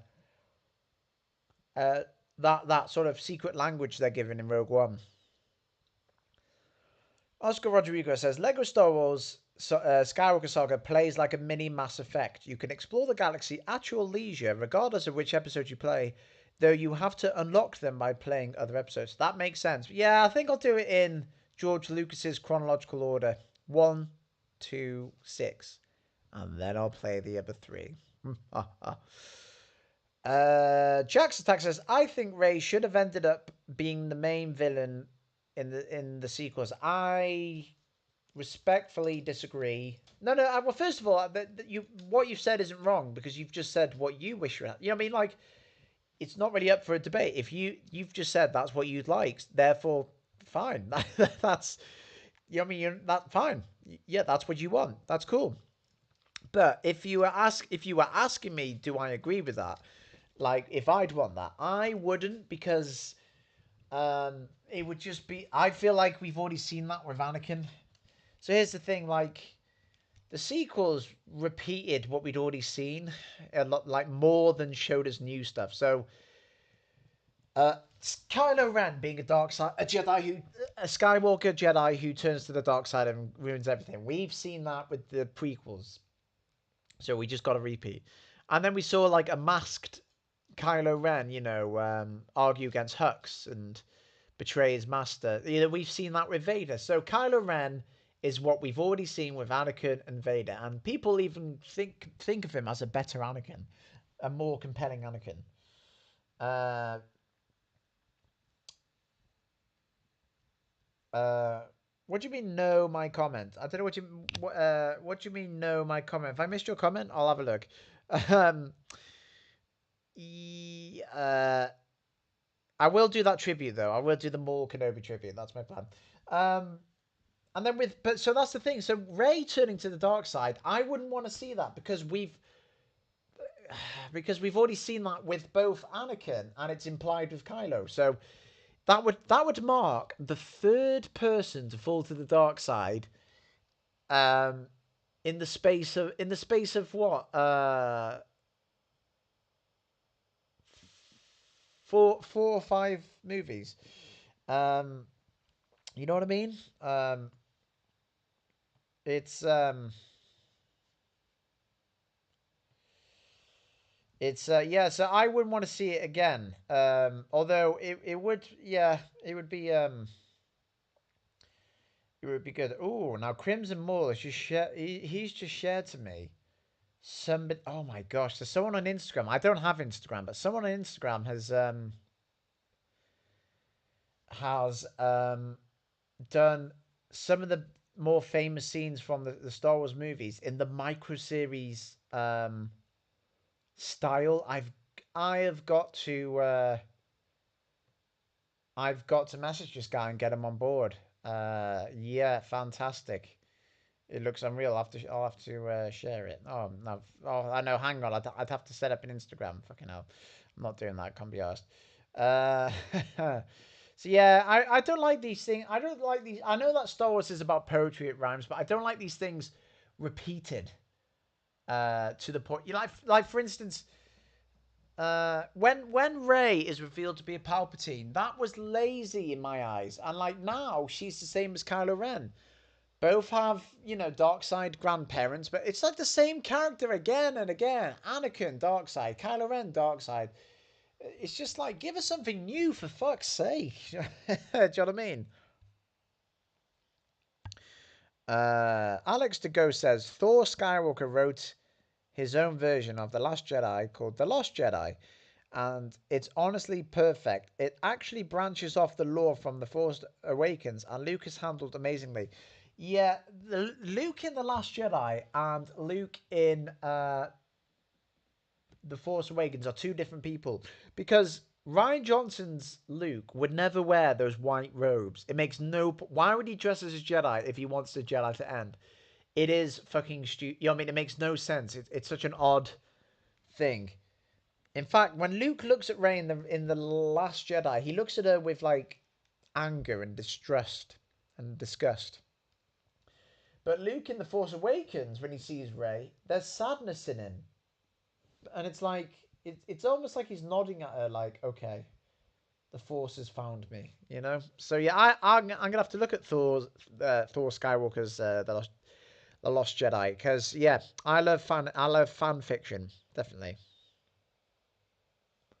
Oscar Rodriguez thought that Episode 9 was going to be like the Battle of the Five Armies plot, where Sidious and the Sith Eternal was another opponent for Kylo Ren and the First Order, a three-way battle between them and the Resistance. That's pretty cool. Yeah, see, I wouldn't mind Kylo having a redemption arc as long as he didn't go full Jedi. Like, I'd like it sort of implied, did he turn good or not? Or, you know what I mean? Just before he dies, but you never know. Um, because they're facing a greater evil like the Yusong Vong, or I don't even mind Palpatine returning if it's more the threat of Palpatine rather than him actually being there. So I think like when the line the witch in the wardrobe, right? When the White Queen dies in the Lion the Witch in the Wardrobe, in the next film you see like more humans enter the picture because life has now moved on from her death. There's a result from her death. There's now more humans battling for the crown and the throne. Uh, and I think they should have done that with Palpatine. Not he's and like when and then in the few books after, there's the threat of the White Queen returning using witchcraft, and you see like an icy ghost of her return, but she's not fully back. And I think they should have done that with Palpatine, not flesh and blood. They should have had like a red Sith holocron with him half coming back, or a ghost of him, something that just isn't quite there. That would have been cool. I would have much preferred that than a lazy clone. Um, King 2495 backwards says, and Madman's Knowledge has done a fan edit of Revenge of the Sith with the Siege of Mandalore and the first two episodes of Bad Batch. So I'm going to be quite biased. Crimson Mole has done a 4-hour cut of Revenge of the Sith, which incorporates the Clone Wars Season 7. He hasn't incorporated the Bad Batch, but if he gets around to doing an update, um, I hope he includes the Bad Batch and some of Tales of the Jedi, because that's what needs to be added. Tales of the Jedi's that scene in Tales of the Jedi, which takes place directly at the end of Revenge of the Sith, that would be cool to incorporate. Definitely. Jack's Attack says the most repetitive thing in Star Wars in Star Wars is planet destroying super weapons that get blown up. Yes, agreed. How many fucking times are we going to see the Death Star? You got the Death Star in A New Hope. It gets destroyed in the same film. Fine. That is a true rebel win. That's fine. And again, I get why the Death Star had to be rebuilt in the Return of the Jedi, because it makes sense that it since the Empire dissolved the Republic.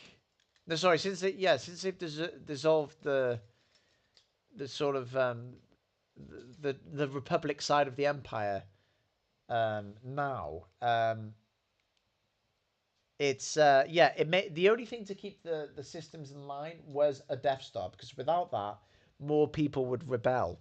So it makes sense that they had to build that back quickly. Although I would have at least gone for a different shape. I mean, it was a different shape to the original because it was half built. But like, imagine if it wasn't a spherical orb; it was, the shape of a cannon, or just looking slightly different. At least then it would have felt a bit different. But fine, whatever. And then straight away you've got another Death Star in the very next film. To me, that was like the thing about the Force Awakens is it's a soft reboot, and the reason why is because you got to bring the old fans in and the new fans. So what is it? It's a planetary Death Star.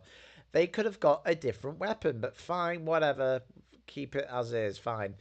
So that's 3 Death Stars in 4 films.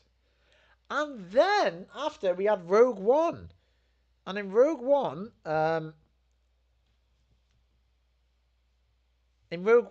I get fine. Rogue One it's literally about the Death Star, and it sort of cements one of the biggest plot holes in Star Wars. Why it was so easy to destroy. Great. I actually like Rogue One very much, but that is 4 fucking Death Stars in the space of 5 films. And then a couple movies later, each of the ships are now planet killers, which I didn't like. I don't like that. Star Wars is now saying that ships with enough incentive can be planet killers.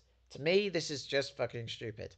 Otherwise, um, Otherwise, why? You know what I mean? Why hasn't someone figured out to do this up until now? The Star Wars galaxy has existed for thousands of years.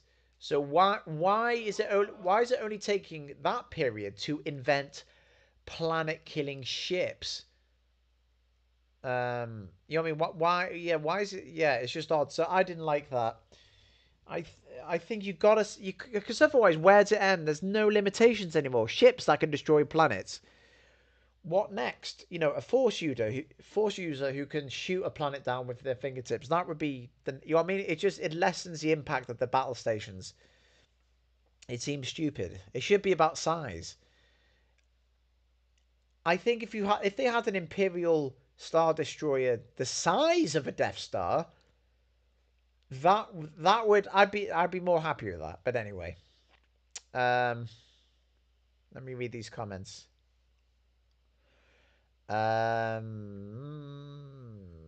Madman's Knowledge has done a fan edit, Revenge of the Sith. Yeah, Siege Mandal. Yep. I'll have to check that out. Although I have seen Crimson Bulls, which is great. I still need to do once it's Christmas. I'm going to start doing reviews on my Grand Moff Talking channel. So please subscribe to that. Thor's Luke asks Rey why she wants to be a Jedi, and at first she has no answer and has to look into herself.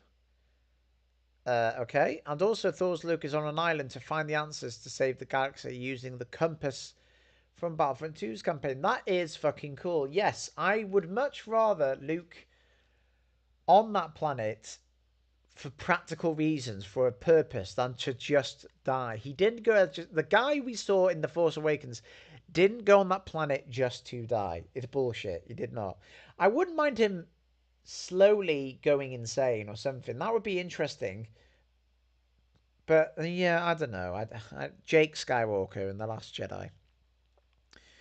Um, Devon Hassan says Sidious um, in a Mako impression of Aku. Uh, what? Sidious in a Mako impression of Aku, but you will pay homage to me by constructing statues. Oh yeah, you will pay homage to me by constructing statues in my likeness once a month. A monolith tribute will uh, will rise from the depths of the ocean to remind you all. Are you talking about Aku from Samurai Jack? Because I never watched that as much as I should have. So I apologize if I didn't get the reference. Who is the true master of the world? Yeah, I don't know. I think yeah, I think the sequel trilogy had a bunch of good concepts, but awful communication. Been back from work for a bit. Assume this wasn't still going on. Yeah, it is. Yes, we are.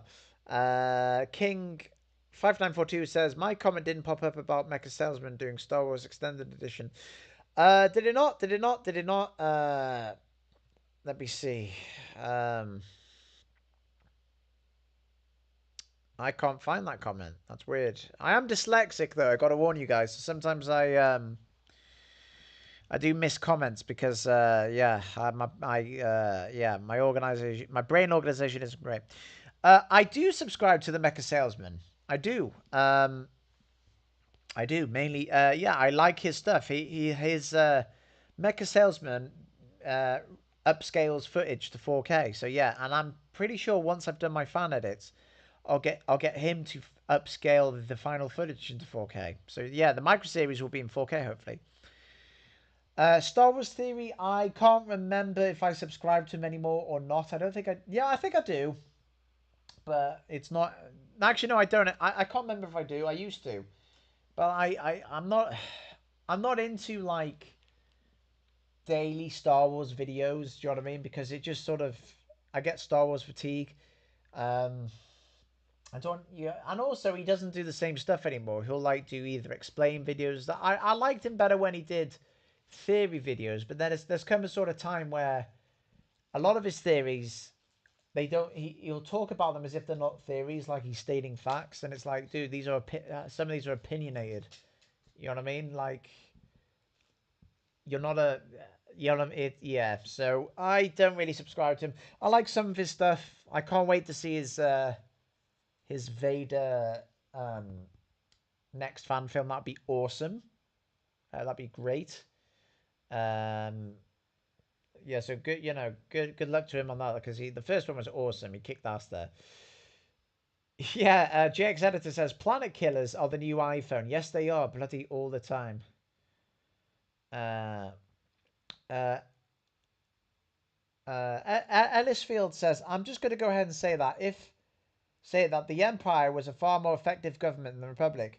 Um, yep, probably right, probably right. The Empire were nice, they created jobs, built industries.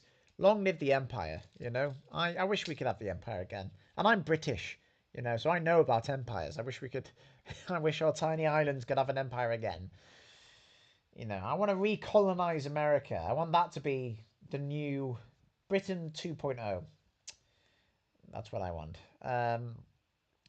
Jack's Attack says the Empire would have won the war with a bunch of Thrawn's TIE defenders instead of a Death Star. Yes, coulda, shoulda, would have. But instead, they put all those eggs in the Death Star basket, and when that bombed, they took a huge hit. And Ellisfield and Devrin Hassan agrees with that comment, Jax. Uh, read the comment about yeah. Sorry, so yeah, Samurai Jack. Yeah, sorry, I've not seen Samurai Jack much at all, which is ironic because I'm working on Tarkovsky's micro series. So yeah, it's funny. I haven't seen Samurai Jack, but I need to. I need to watch that shit. I do. Alex De Ghost says Thor even put Mara Jade Skywalker in it, but they aren't married. They were lovers that moved on because of their duties as Jedi. Cool. I'll have to check this out. You have to send me a link on Discord, Alex. That'd be cool. Um, yeah, no, that sounds cool. You know which YouTuber I like? Full Fat Videos. I like his Star Wars conversations. Um, although he doesn't really do Star Wars videos anymore, he does other films. But I like people who do film essays.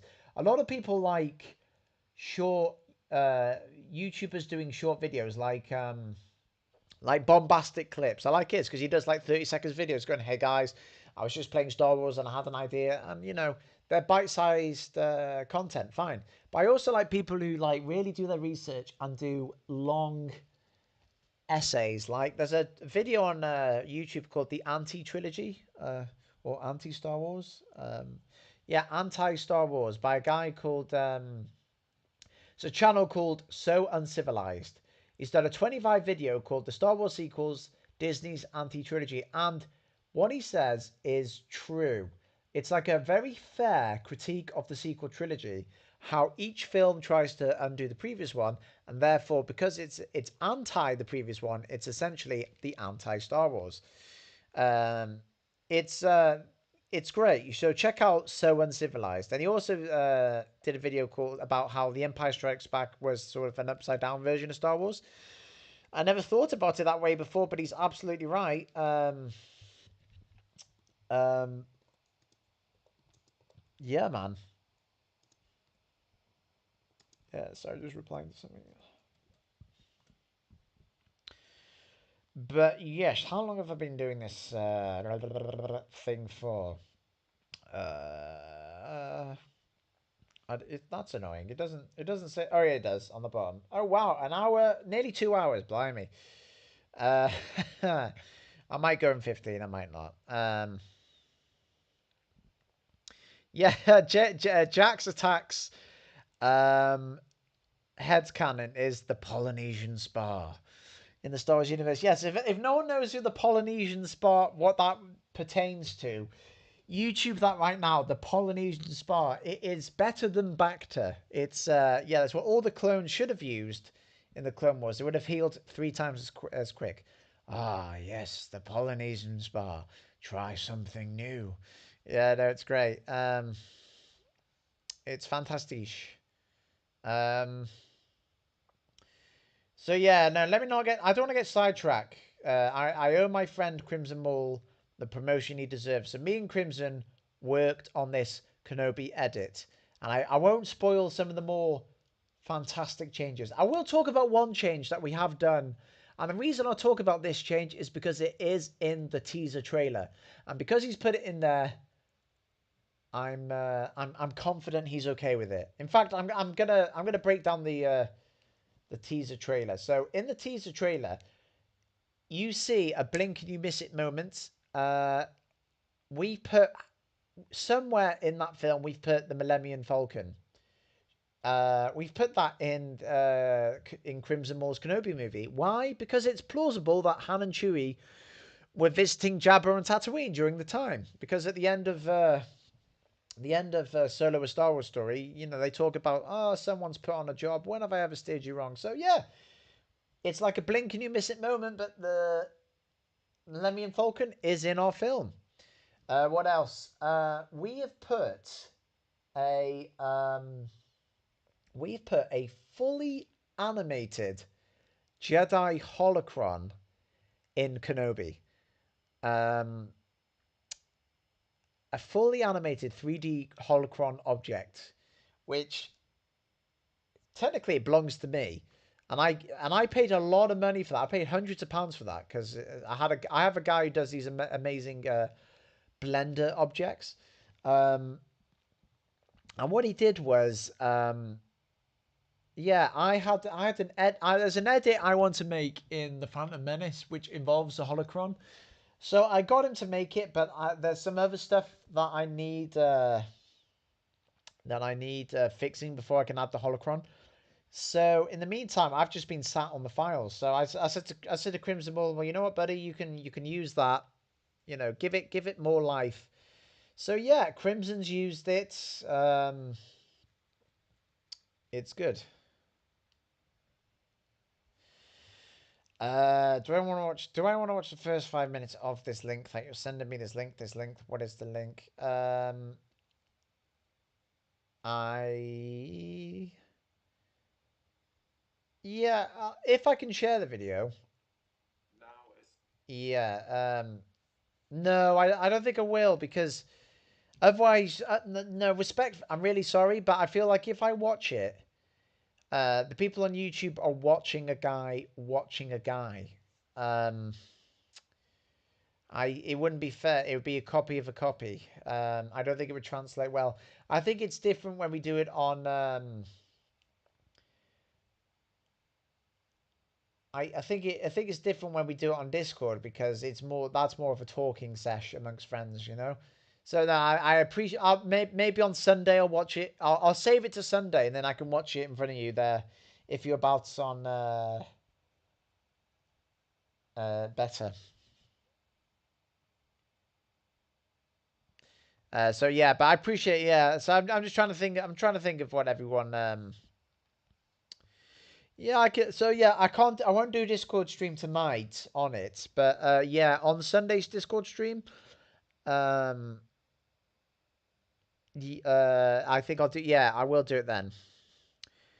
So yeah, JX Editor says, "What do you need fixing in the Phantom Menace?" Right. So here's the thing, and I said this earlier in the stream. When I do the other films, when I do fan edits of A New Hope, when I do fan edits of Revenge of the Sith, when I do basically these are things that I don't necessarily think of fixing, just things that are more personal to me.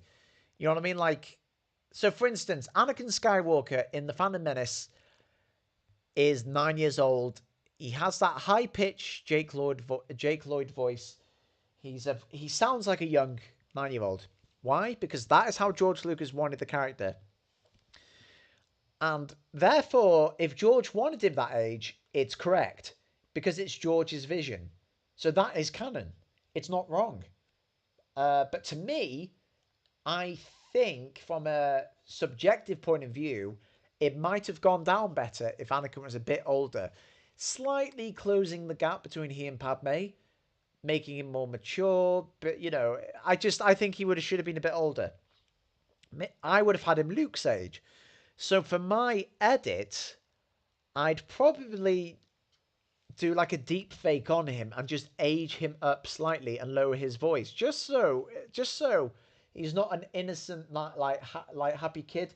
He's like a slave kid who has had a really shit upbringing, and he's more salty and rough on the edges. And basically, Anakin is kind, but he's also young Vader. So I would change that. I would reword the Medichlorian conversation. I am Flame. Good, glad you can make it on board. Um, uh, yeah, I would. So I change that. I would change the. I would reword the Medichlorian thing slightly. I would also. I don't want to make any spoilers yet because I am going to upload these concepts soon once I get Darth Pork on board because these are really complicated. But I would start the Phantom Menace at a different scene in the film. I would change the opening scene to something entirely different in the Phantom Menace. Um,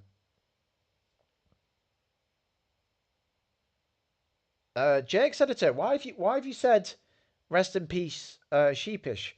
He's not fucking died. Has he died? Has he died? Or has he literally died? Or do you just mean he hasn't been there for a while? What happened? I'm freaking out now. I like Sheepish. I used to be a patron of his until he stopped uploading. No way. Are you being serious? Is he gone? I hope you meant that in a more metaphorical, figurative kind of sense. If you guys don't know, Sheepish was a guy who he didn't upload that often, but he did these really cool edits to the Phantom Menace. Like he gave Newt Gunray and someone else he gave Newt Gunray's characters like a new alien language, and it just sounded cool. Is he dead? Is he dead? I liked him. I really did. I was a patron of his. Oh, he's not there. Oh, thank God. Oh, thank God. But yeah, so here's the thing. I believed he could have been dead because yeah, like you said, he hasn't posted in a while, so I would know better. Jesus, gave me a scare. Then he could be dead for all I know. He could be. Sheepish, where are you, buddy? Sheepish. He did these cool changes to Venom and the like Marvel films as well. So I can't wait to see Sheepish's the Phantom Menace when that comes out. That is great. I am not ashamed to say I will be borrowing some ideas from him. But yeah, I would cut a lot of the Phantom Menace out um, for timing. And when I edit the Phantom Menace, it probably wouldn't fit the canon anymore. But I like to pretend I have a time machine. And I'd love to wave a magic wand and say, "Hey guys, imagine if this came out in 1999. Would the prequels would they be met with much better acclaim from the fans?" So yeah, there's that. Um, so yeah, a few more changes. I might have made Darth Maul more talkative. I don't know. It's tricky. A lot of it I keep though.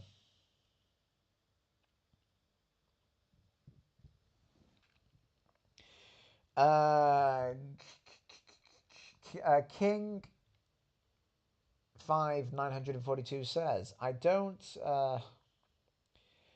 know when Satine of the Clone Wars would have her live action debut sharing screens with you. And you know what's funny? I think somebody's done a meme or even an edit of Ewan McGregor and I can't remember who he sings with in Moulin Rouge because I believe doesn't yeah, like he acts along he I think he acts along someone uh, he acts with someone who's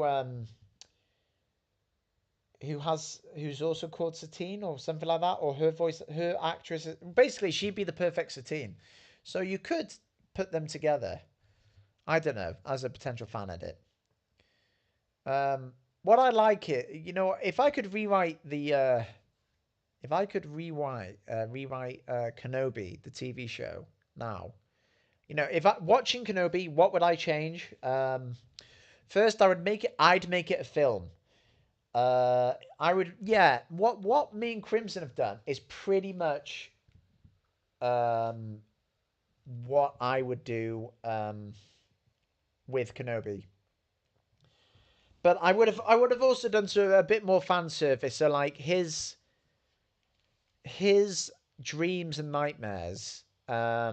I would have had Clone Wars flashbacks. That's what I would have done. A small snippet of Anakin in those blue and red robes. Uh, him, Obi-Wan in the shoulder plating. Um, Ahsoka, young Ahsoka, just to make her real in Kenobi's eyes. Satine, Darth Maul, all that. I would have just had a shitload of Clone Wars flashbacks. Just to make it as legit as everything else. Yeah, that's what I would have done. Um, Definitely.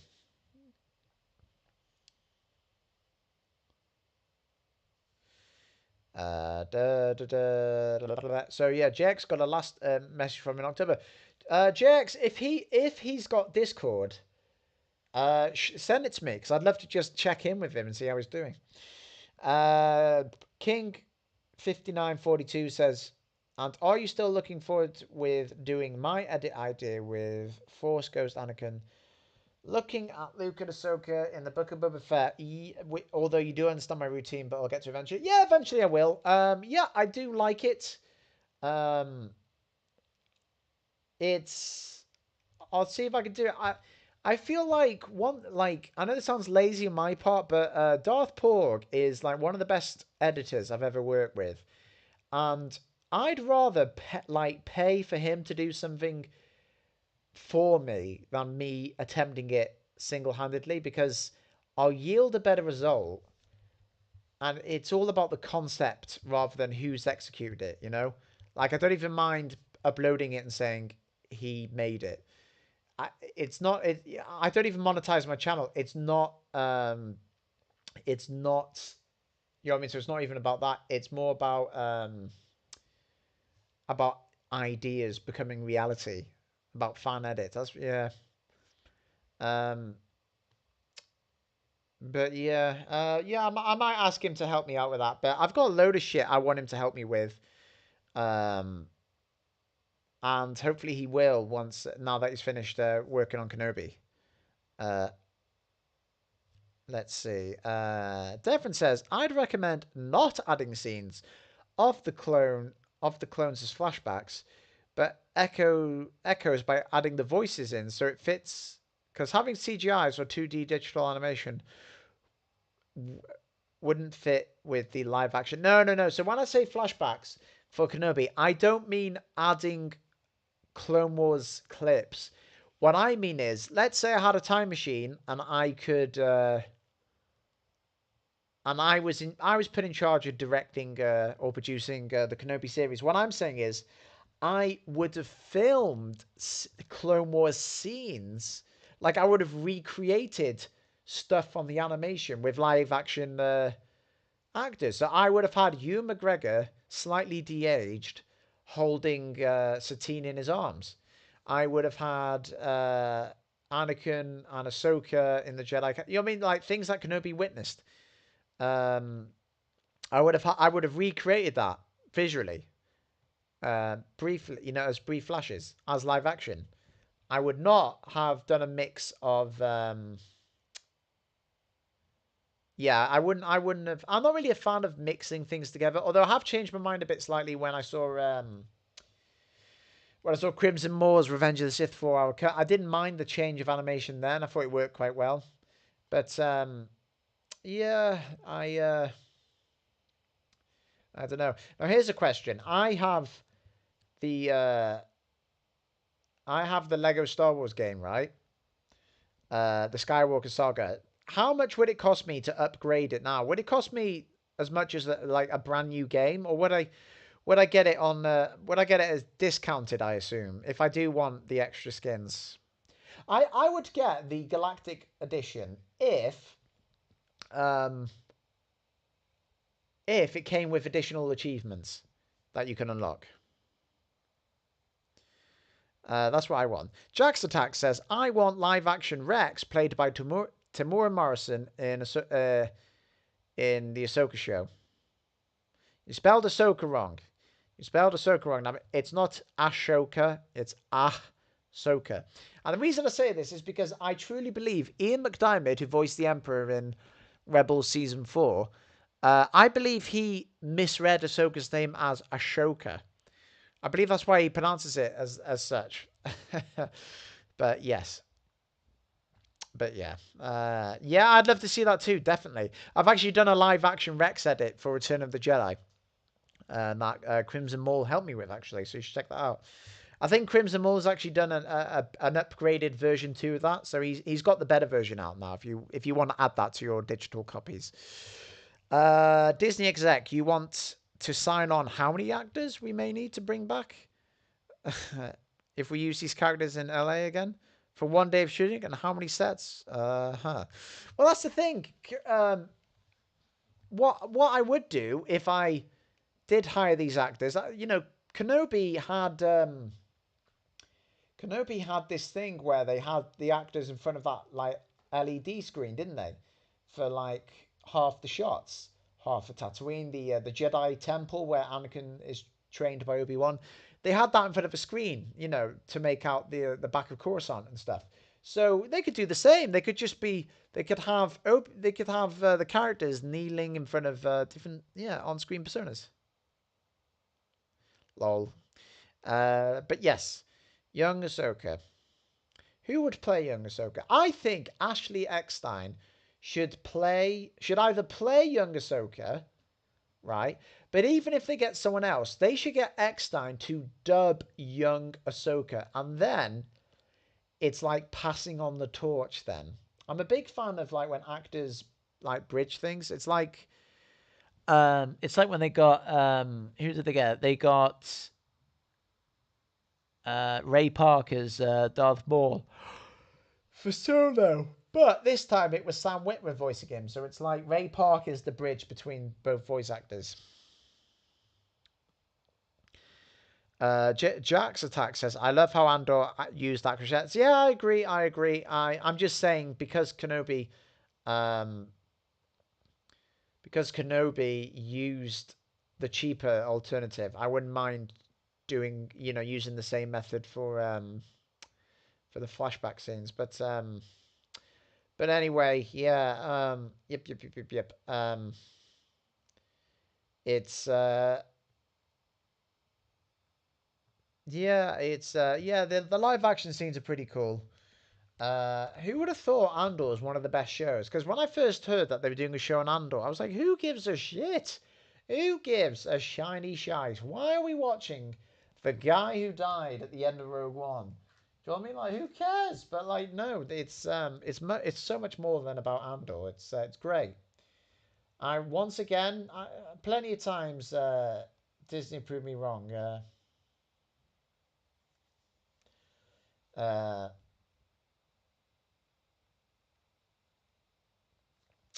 but yeah, let's see. Ooh, is that true, Devon? Devon Hassan says, I love how Sam Witwer dubbed Sidious and Maul in the Shadowhunter audiobook. That's weird because I thought the Shadowhunter book was a Legends book that already had its audiobook. Did they redub it? I'll have to get that. Yeah, definitely. Um, wow. That's good. You know what? I need to finally listen to Brotherhood now as well. The book, so I can take notes for the micro series edit. People always ask me like, what are you gonna do in the micro series regarding this or that? Because in the book this happens, or in the comic this happens, and this is what I say to that. I always say the books if I can incorporate the books and comics, I will.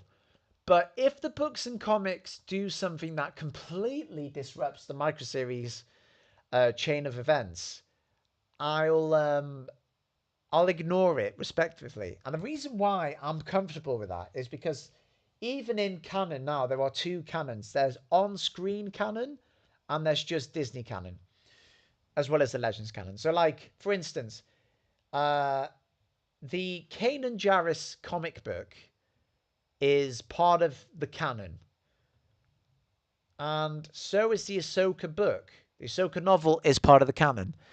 But the Bad Batch TV show and Tales of the Jedi conflict with the novel canon, and therefore they are separate canons now, in a sense.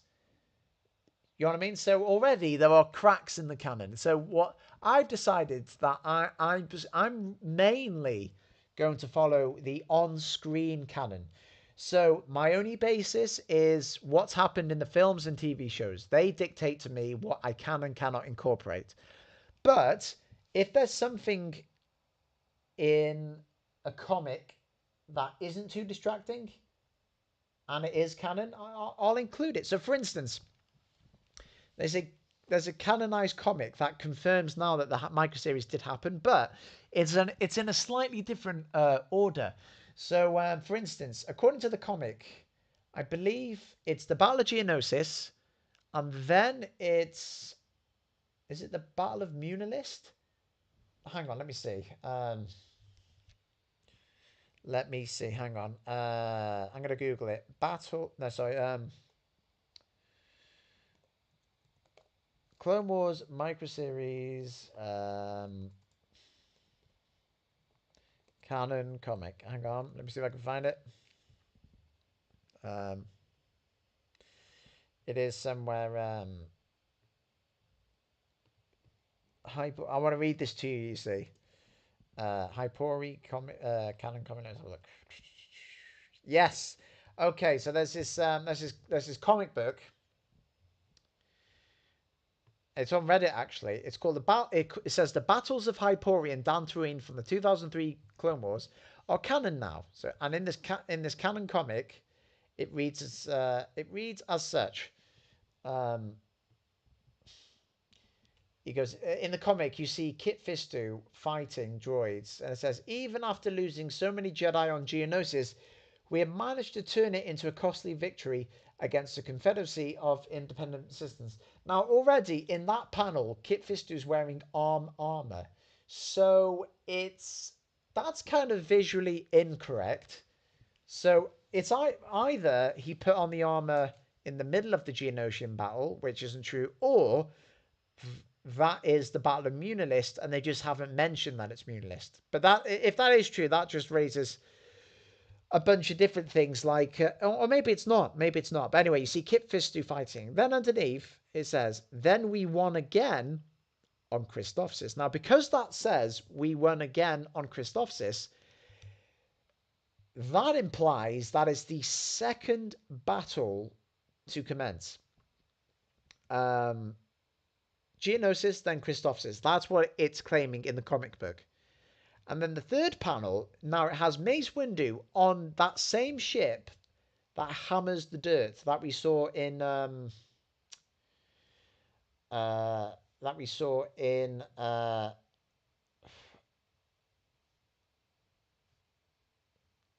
we saw in the micro series.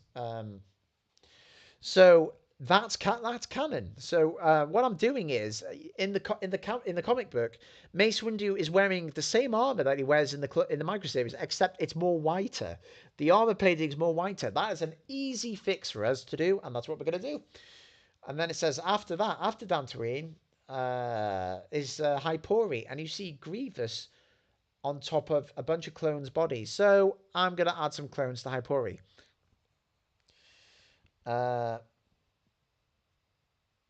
So yeah, it's good. So yeah, the comics, I'm not too reliant on them, but they have served some sources. In fact, it looks like on Hypori there's a mix of green and orange clones dead. Um, on that battlefield. So I might add that. Um,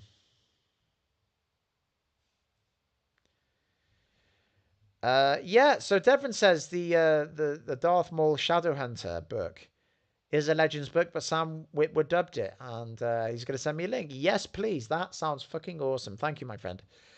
Why wasn't to to do in the book of Boba Fett? Do you mean Hondo by any chance? Uh, who's or Todo to do? Who's to do? I assume you mean Hondo. I don't know why. I assume you mean Hondo because that's all bounty hunters, right? Is that? Or are you saying Andor? I don't know who you're saying, my friend. Could you clarify?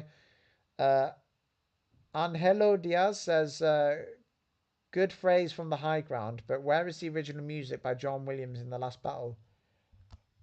Ah, good phrase from the high ground. But where's the original music by John Williams in the last battle? Um, I don't know what you're referring to. Could you please elaborate, my friend? Could you break down what you mean? Seth Green Robot. Oh. Yes, Cadbury.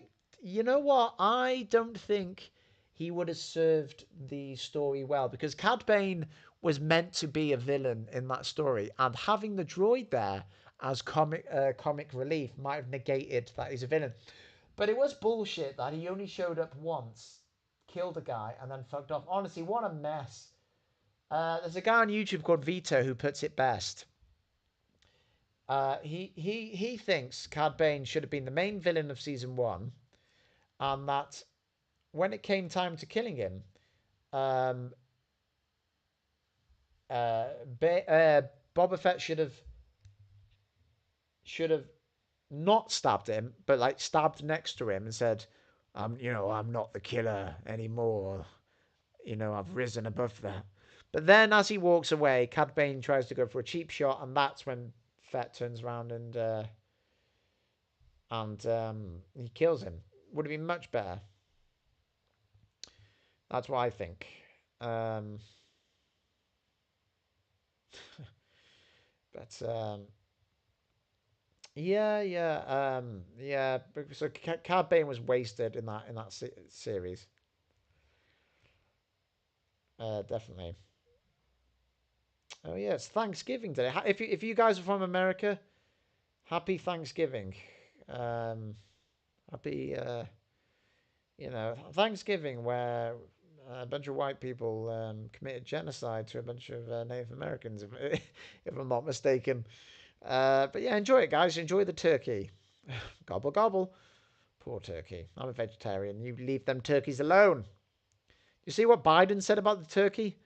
He's like, I can't believe there's like 9 million of you, and I've been to many countries like that. Uh, yeah, poor Biden. Couldn't put a sentence together. Bless him. Um, oh, there's a seal. It's a baby seal. Why is that on my phone? Why is someone sending me a baby seal? That's cute though. Seals are dogs. Seals are sea puppies. That's the best way I can describe it. What was I going to say? I am Flame says, I hope Bane isn't really dead. I hope he is, just because of the manner of which he died. He got stabbed. I'm tired of people coming back like somehow just coming back. I don't like it. I feel I don't like inconsistency in death. So for instance, like if you hit a stormtrooper with a blaster bolt, they die. But if you hit a main character, they've just got a bruise on the arm or something. You know what I mean? It's not the same, and it should be. There needs to be more heroes' deaths. Um, they could have done that in the Mandalorian. They could have had more Mandos in it that died, just to up the ante. Have I ever watched Hugh McGregor talking about sea otters? I can't say I have. Um, can't say I have, my boy. No. Um, Is that when he does his motorbike traveling? Um, his tour thing? That'd be cool. I will get going soon because I can feel my brain shutting off. It's really bad. Um, let's see. Um, but sea otters, man, they're cute. They are cute. Why not? I saw this TikTok the other day. I've got it like when I joined this university. It's that you get these vouchers with your university. So I had like £150. So I spent like 100 on um what did I spend it on? I spent it on a vacuum cleaner, and I spent like $40 on a deep fat fryer. And I tried to copy what this guy on TikTok did. He had like a whole stack of uh, cheese in a sandwich, like a tower of cheese in a sandwich, and he deep fat fried it into this delicious thing. And I tried it today, and it all went fucking wrong. And it's like basically, I just ate fried bread with melted cheese. It was weird. What a mess! What it wasn't worth the mess and upheaval. Um, but yeah. Um, oh, this is cool. I don't know why that on my phone it's just come up with Cartoon Network, which is funny because I haven't watched Cartoon Network in years. But it's funny though. I think it was it might have been this year actually. Is it this year or is it? Or, I don't know. Oh no, it is 2008. Thanksgiving in 2008. There was a float of Foster's Home for the imaginary friends, and it was the entire Foster's house. That what an original cartoon that was. Honestly, I'd like that's something I'd love to resurrect uh, into live action. That's what I want to do. If I ever get money, I want to resurrect fan favorites and save them rather than create new stories from scratch. I want to just save old things. That's what I want to do. So yeah, it was literally a grilled cheese, but like a deep fat fried grilled cheese. It was nuts. But on the plus side, I had a deep fat fried Mars bar, and it was delicious. So there's that. And I've got some batter left, so I'll do it tomorrow. Um, Devon asks, "Am I excited for Galaxy's Edge?" I am. I am. I'm not at the moment because I'm exhausted. I'm tired, but I am. That would be great. I'm a bit put off actually. I was most excited about building a lightsaber, but I heard they're really expensive, and they're they look plasticky and fake and cheap. So it's yeah, I don't know. You know what I mean? Like I the best part of it I might not even do, but it would be cool just to be there. I'm sure my dad will be bored as fuck that I'm there, but fuck it. I'm gonna make the most. I'll take some photos. But if anyone's going there at the same time, or I'm happy to do a meetup, you know, it'll be good. Yeah, it'll be good. I can't wait. I'll take tons of photos. I'll do some videos. I'll do some live streams there. Maybe I'll go in a mask because I don't like to show my face if I can help it. But we'll see. Um, you seriously need to buy a lot of personality chips for the Astromechs because it has tons of different sound effects from the Clone Wars show, Rebels, and movies. Depends if I get an Astromech. Depends if I get one. I'll probably get one, but still. Jax Attacks says they shouldn't have brought Palpatine back. One of the worst parts of both canon and Legends. I agree. Yep, completely agree. I think it's lazy. It is lazy. It is. It's to me that signifies that they're too afraid to move on. They're too afraid to move on and try something new. Try and let Kylo be the main villain or something. Or hell, if they got Plagueis in the last film, then at least it would have felt like it wouldn't have been a random sort of, oh, he's back. It would have been like, oh wow, this has been set up from Revenge of the Sith. It would have been great. Yeah, I agree. It made Anakin feel like he died for nothing. That's how I see it as well. And they cheapened it by going like, oh, bring back the balance, Ray, as I did.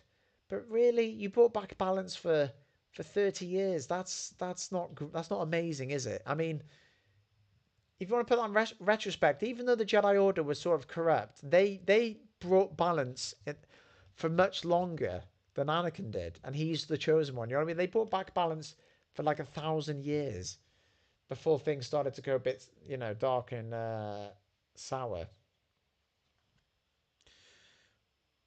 Um, oh, so oh, okay. So yeah, sorry, Alejeno. I don't know how to pronounce your name, my friend. Is it Alejeno? I'm really sorry. I'm really bad at accents.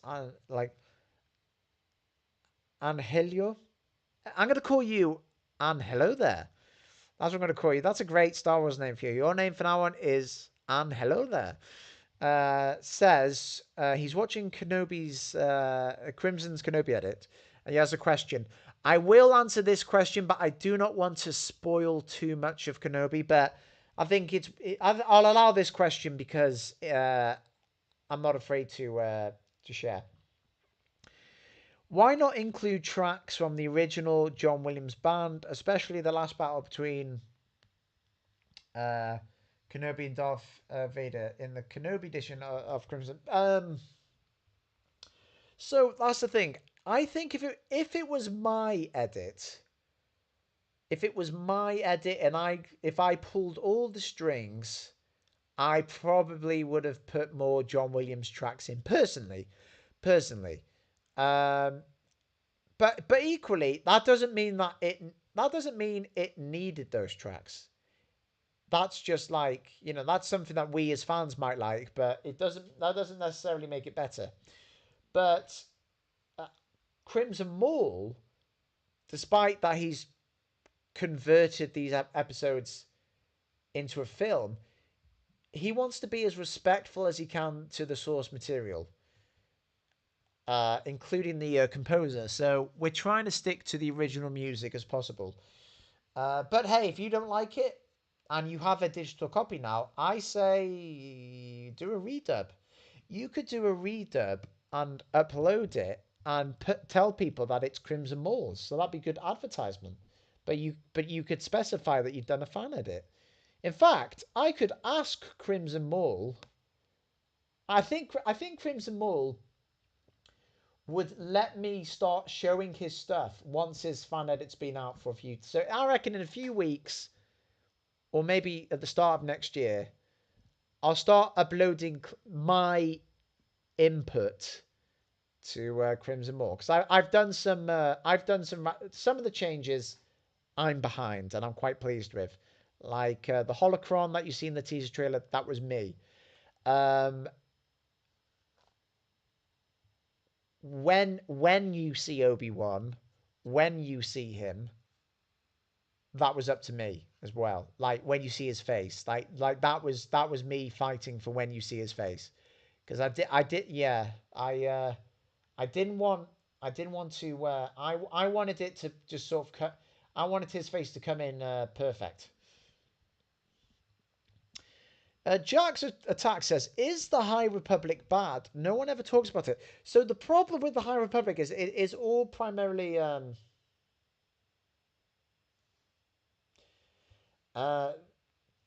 the hotel, the sorry, not hotel, sorry, I'm just reading the text. The High Republic,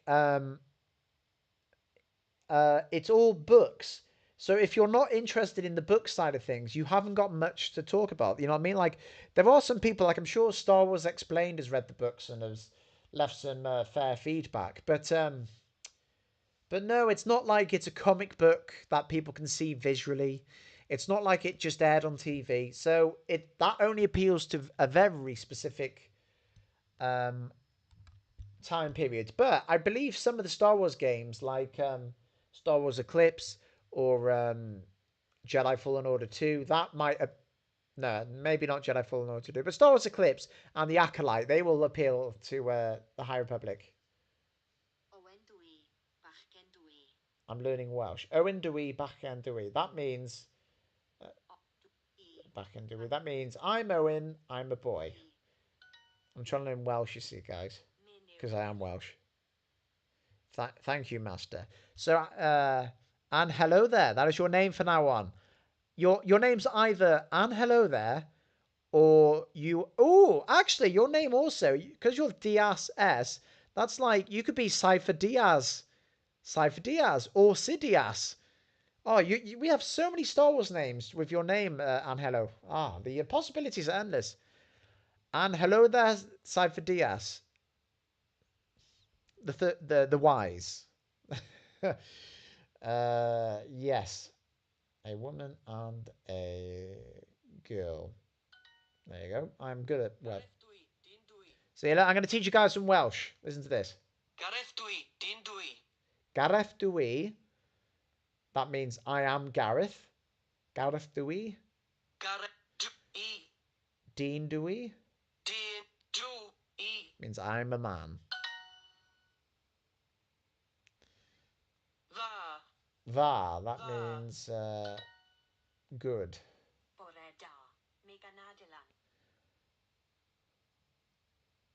And hello, Diaz Sandoval. Very nice. It's nice that my channel's reached across the globe. I love it. Actually, where are you based? Hello there. And how do I pronounce your name? Is it Angelo? Angelo? Is that how I pronounce it? Where are you from, my friend? Megan Adelan. Draig. That means dragon. Norse means night. Prynhawn means afternoon. There you go. Done it.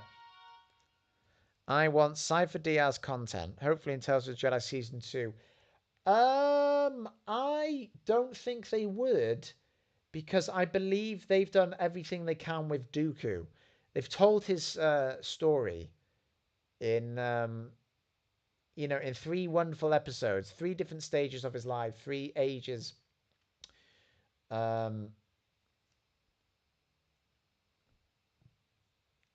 And Angelo. Oh, and Angelo. I'm so sorry. Yeah.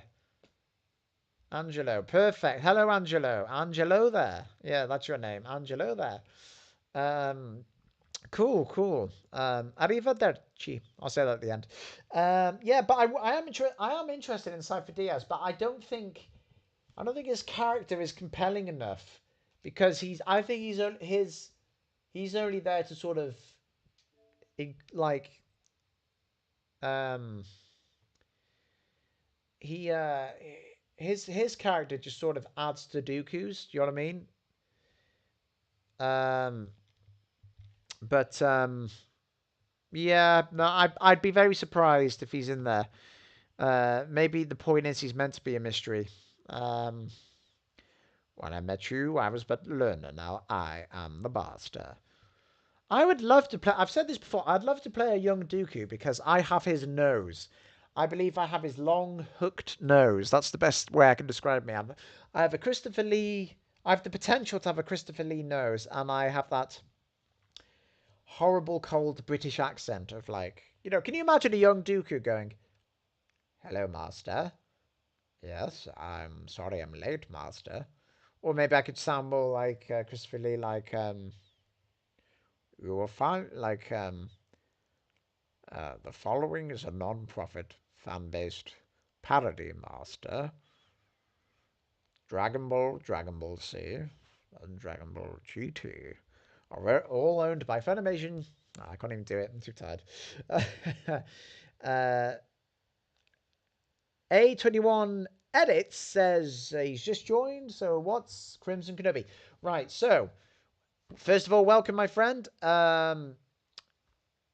Crimson Mall is a friend and a collaborator of mine, and together we worked on his fan edit of Kenobi.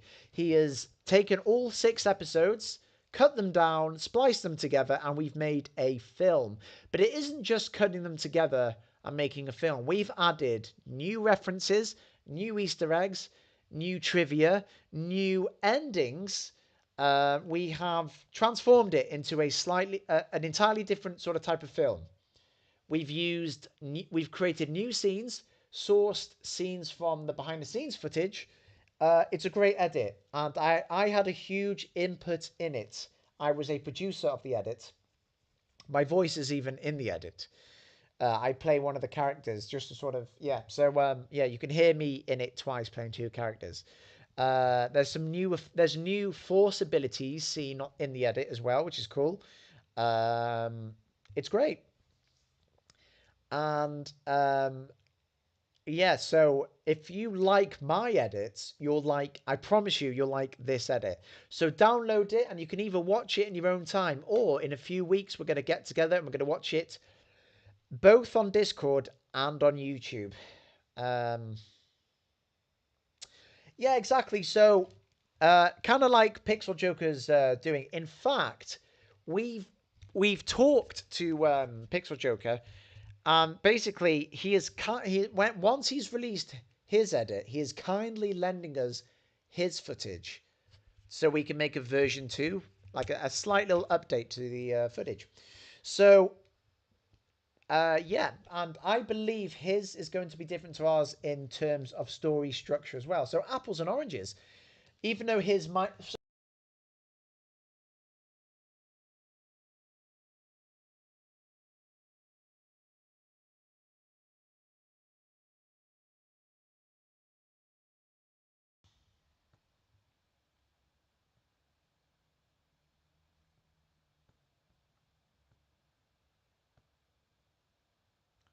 Can you guys hear me? Can you guys?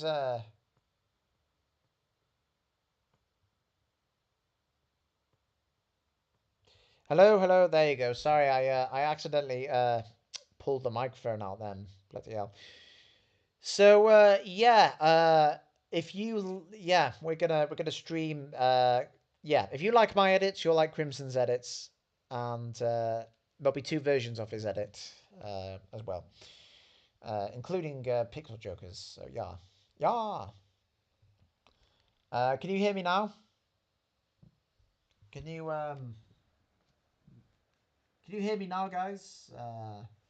Actually, I'm just gonna watch my own stream and find out. Hang on. Yeah, I think I'm back. Can you hear me now? Yeah, no, you can. Thank God. Thank God. Um, I'll tell you what I'd like to see. Now, let's say this is what I like to do because I've got nothing better to do with my time. I like to if I was a billionaire, let's say I won the Euro Millions and invested right, and I became a billionaire. Um, if I had a chance to buy my way into Hollywood, I would give good potential projects their second chance. I really would. So, for instance, even though now we have uh, an amazing, I love the Matt Reeves Batman. I love what's he called? Robert Pattinson Batman. I like him, right? But I feel like Ben Affleck should get a chance to do his Batman again. He should get to fight Deathstroke. I would make that happen. Even though Warner Bros would probably say, "No, what are you doing? With the last movies had such bad reviews, we're going to pull the plug." I said, "Fuck you! I'm going to pay for this." I'd give him that chance.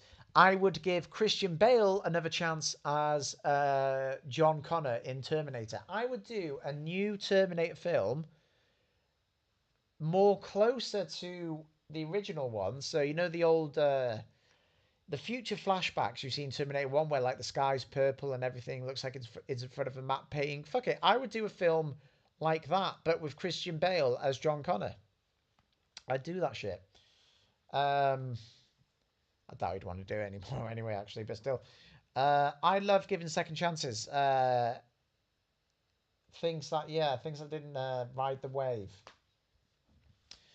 Um, Let's see. I want to read these comments. So yeah, Crimson has remade Kenobi. Um, yeah. I can't imagine Crimson would have any objections for people using his stuff for their fan edits, as long as you credit him. That's all. Uh, but yeah, why wouldn't you credit him? Yeah, and that's what Crimson does. He credits people. But fuck it. I'm sure he'd let you use anything.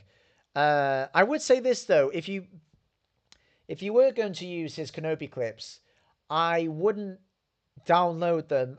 I would not re-upload them for a while or anything, because it's like his stuff isn't even out there yet. Do you know what I mean? Like, I'd let him get some of his more finer changes, his unique changes on there first. And then once he's done that, once he's got, because he is still building his channel as well. He's criminally underrated. Guys, you need to subscribe to Crimson Mall. He doesn't upload often, but like he needs to build up his following because he's such a creative guy. Yeah, but yeah, for your own fan edits, yeah, fuck it. Like when I eventually do fan edits to the original trilogy, I'm gonna start off with AD1's revisited trilogy. That would be the basis for mine because his are unreal. They are amazing. Um, so yes, I am proud of his Crimson's Kenobi: A Star Wars Story. I am the Star Wars story in that fan edit. Um, Jack's Attack says, who do you think they should explore in Tales of the Jedi Season 2? I tell you who they shouldn't explore. Ahsoka. Ahsoka, because I've got too much Ahsoka fatigue. It's like, what I mean? We get it. Like, I wouldn't want to see Anakin. I wouldn't want to see Obi-Wan. I wouldn't want to see Ahsoka. I'll tell you, I'd love to see Qui-Gon. I'd love to see an episode between Qui-Gon and Obi-Wan as his Padawan. I would then love to see Qui-Gon learning how to become a Force spirit. So it's like Qui-Gon immediately after death. He's like, where am I? What is this? I'm dead, but I'm still here somehow. And he meets the spirits. I would love to see that. I would love to see Yarl Poof. I would love to see Coleman Trebor, the dinosaur Jedi that dies in Attack of the Clones. It'd be interesting to see what he's about. Um, it would be nice to see Yaddle. I love Yaddle's character, and we've only seen her in one episode, but she's great. I'd love to see more of her. Like, I really like her now, but equally, I don't know if it's I don't know if it would translate as well. A21 A21. So the link to his Google Drive is in my video description. You can go on that and download his video, my guy. Devon says Vader fails trying to use the high ground by burying him alive. Kenobi literally throws pieces of high ground at Vader. That is so true. And you know what? I'm not afraid to say this because it's in the teaser trailer as well. But Crimson added a line of basically Vader buries Obi-Wan, but before he puts the final touches on, we now have Vader going, who has the high ground now? Obi-Wan. And then at first I found it really funny.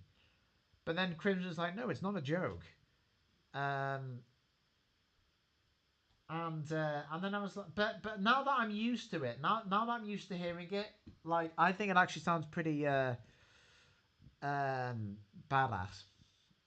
So yeah, it's funny that General Grievous. I don't think General Grievous would be in Tales of the Jedi, although I think Dave Filoni in his head he thinks Grievous once wanted to be a Jedi, but he just wasn't force sensitive or was refused for some reason. So I don't know. I don't think he would be in Tales of the Jedi. He might be in like if they did like a dark side version like Secrets of the Sith. That would be cool. Um, but anyway, oh man, uh, yeah. So yeah, you could learn from a lot of not very familiar characters, but uh, I also think having characters that we've seen briefly, they also have like we knew who Dooku was, so he was the perfect choice because it was like a guy we knew from the other end. And this is funny. So when I heard Yaddle speaking forwardly, it's the best way to describe it. When Yaddle speaks forwardly, galactic, normal galactic basic, I was like, what? She should, shouldn't she? She should be speaking backwards, right? But there's a couple reasons. There's a couple reasons why not. First of all, well, actually, no. Actually, the main reason is I think I don't know if George Lucas told this to Frank Oz or Frank Oz said this to somebody. I think Frank Oz said it to Dave Filoni. Somebody said this to Frank Oz, or Frank Oz just came up with this himself. The reason Yoda speaks backwards isn't because of his species. It's because apparently Yoda's master used to speak backwards, and therefore Yoda is honoring his master by speaking backwards. So he's either doing it on purpose or he was raised by his master and he just can't help it. But it's definitely because of his master. And if anything, the fact that Yaddle does not speak like Yoda makes Yoda an even more unique character. Because it's not like all of them speak no, like this, they all speak. It's it's like Yoda's more unique in that way. Perhaps, perhaps we will see if Tales of the Jedi had a sequel. I would love to see one episode where Yoda is a Padawan and his master speaking backwards, and perhaps Yoda speaks forwards whilst the master is speaking backwards. Yoda speaks forward, and a lot of people would probably get pissed off at that. Saying that they've ruined Yoda. But no, I think him speaking forward as a Padawan would add depth to the fact that in later life he is just backwards he speaks. Since the other Yoda species we see in the Old Republic games speak back. Yeah, but again, the Old Republic games, they're sort of semi-canon anyway. Like, you have to remember some projects like that aren't based on all the facts. They have to make guesses. It's the same with like the Clone Wars micro series. They didn't know what happened between episodes 2 and 3, so they made guesses. But unfortunately, now a lot of the battles have been undone because the 3D show now has hindsight. So yeah, it's uh, it's cool. Um, Now, Devon, yeah, you suggested a Yaddle Saber edit, but here's the thing: I can't do it. That's the truth. Because of the color of the saber, um, I can't change the color without changing the color of Yaddle's face, which is a shame. Um, I'm sure someone with more time, like Endless Abyss, he'll probably he'll probably do it. Endless Abyss is a great YouTuber. He did fan edits. He changed Ahsoka's white lightsabers to green or blue in Rebels, and he also thickened their blades to look more prequely. So yeah, that's a fair question. I was surprised I couldn't do it, Devon. I really was because usually I can, but maybe it's just me editing on this new device. I don't know. I'll tell you what, guys. I had an electric shock yesterday that burned my thumb a bit and gave me a shock. I accidentally leant against my laptop plug, and it snapped. And then I went to turn it off, and my thumb brushed it, and I felt a powerful charge go through my thumb and up my arm, like a really strong current. And I yelled out because it was painful. And I was, I was worried. I was freaking out afterwards because I've heard that some people die after electric shocks because it can put their heartbeat in like the incorrect pattern or the wrong pattern. Um, so yeah, it was. Yeah, it's. Yeah, I was terrified. But there you go.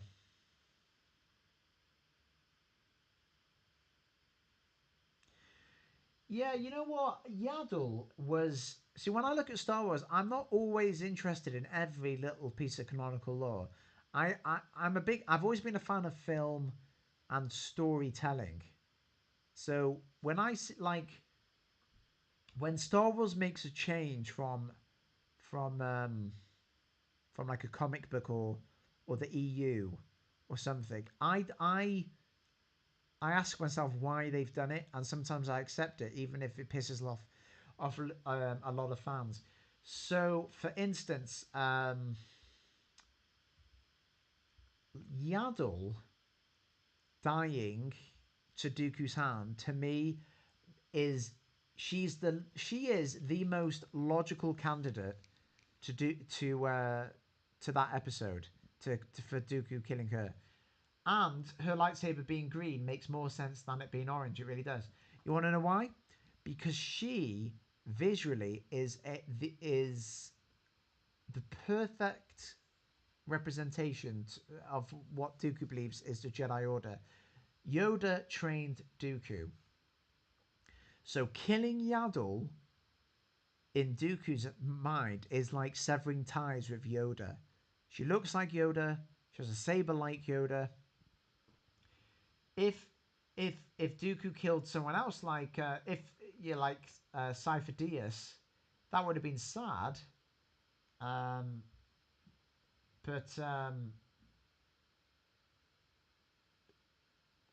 but it wouldn't have been as impactful. So that's yeah. So I look at things from a storytelling subjective, and yeah. So yeah, Yaddle green lightsaber makes perfect sense to me. Oh, hang on, I've misspelled something. Uh, let's see. I hate misspelling. It's the bane of my life.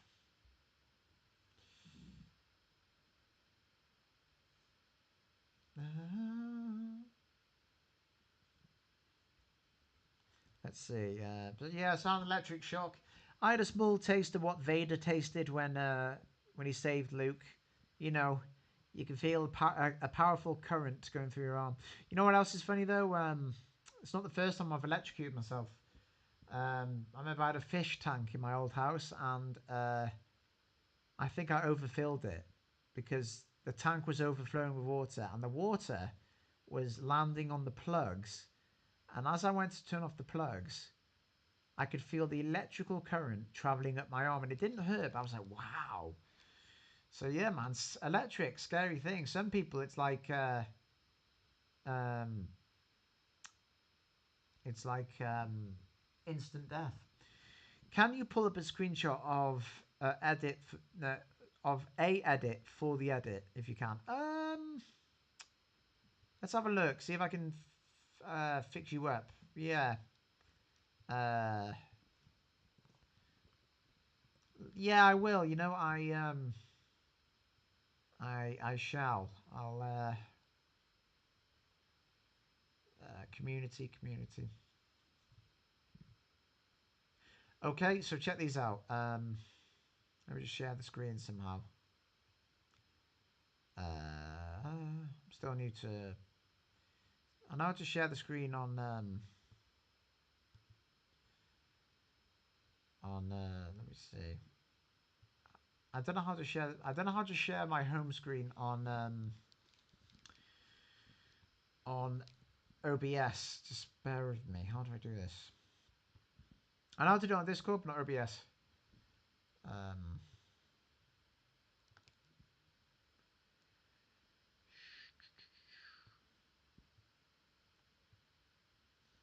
Let me see. I'm gonna add. display capture, is it? Yeah, maybe that. I'll try that. Hang on. Oh, cool. Here we go. Hey, look. Can you guys see? Yeah. So you got? Can you see like a copy of a copy of a copy? Um. Can you see what I'm seeing? I just need a yes from one of you. Um. A yes, and we'll proceed.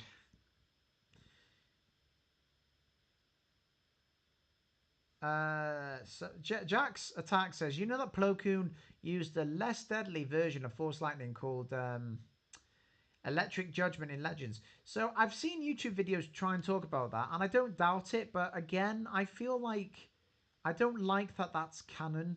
No, I don't think that's canon, and the reason why is because what's going on? Is because the whole point of the dark side is it should have abilities that Jedi can't have. Otherwise, it defeats the point. So first of all, this is Crimson Mull's channel. At Crimson Mull Official. So please subscribe to him, guys. Do that for me. Subscribe to him. Now look at this. Here's one of the changes that I'm permitted to show. It's the probe droid looking at Obi-Wan Kenobi. In the original one, it's more of a blue screen with a yellow heads-up display. But I contacted Crimson and I said, well, what we did was I said, Crimson, I don't think this is the right look for what the probe droid sees. And so what we did do is I made him watch Empire Strikes Back again when there's probe droids on Hoth. And then we watched Star Wars Rebels, where there's a probe droid in season 1. And I got him to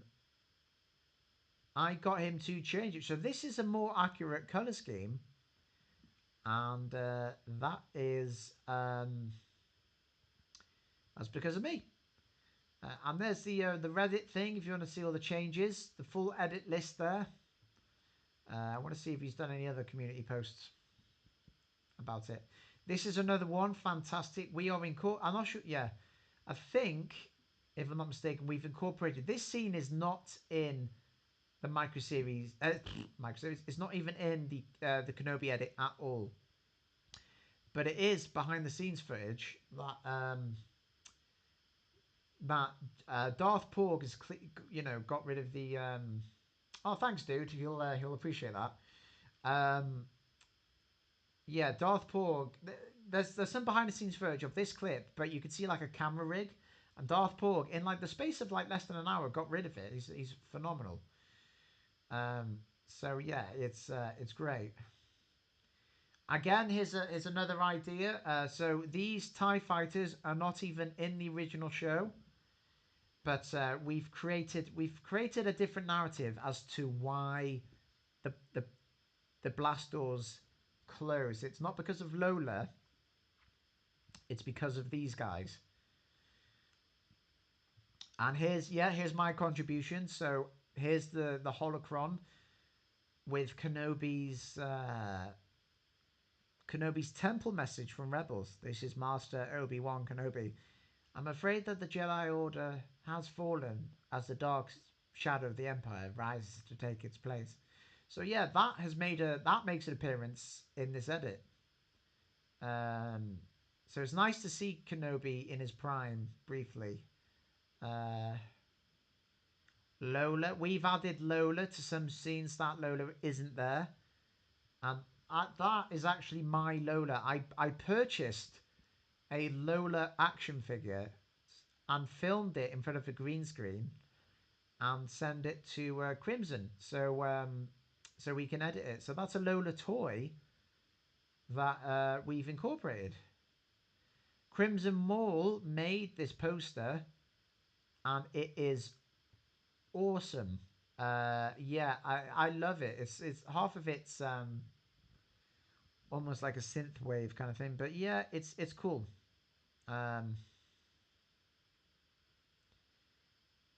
Is that it? Yep. month ago. So yeah. So yeah, I'm proud of my contribution. So I paid for a fully animated holocron that opens exactly like it does in Rebels for a completely different edit, and um, yeah, I just even though it cost me hundreds, I was like, Crimson, my friend, I want this edit to be the best it can. Uh, you know, use it, do it. Yeah, I'm very proud of him.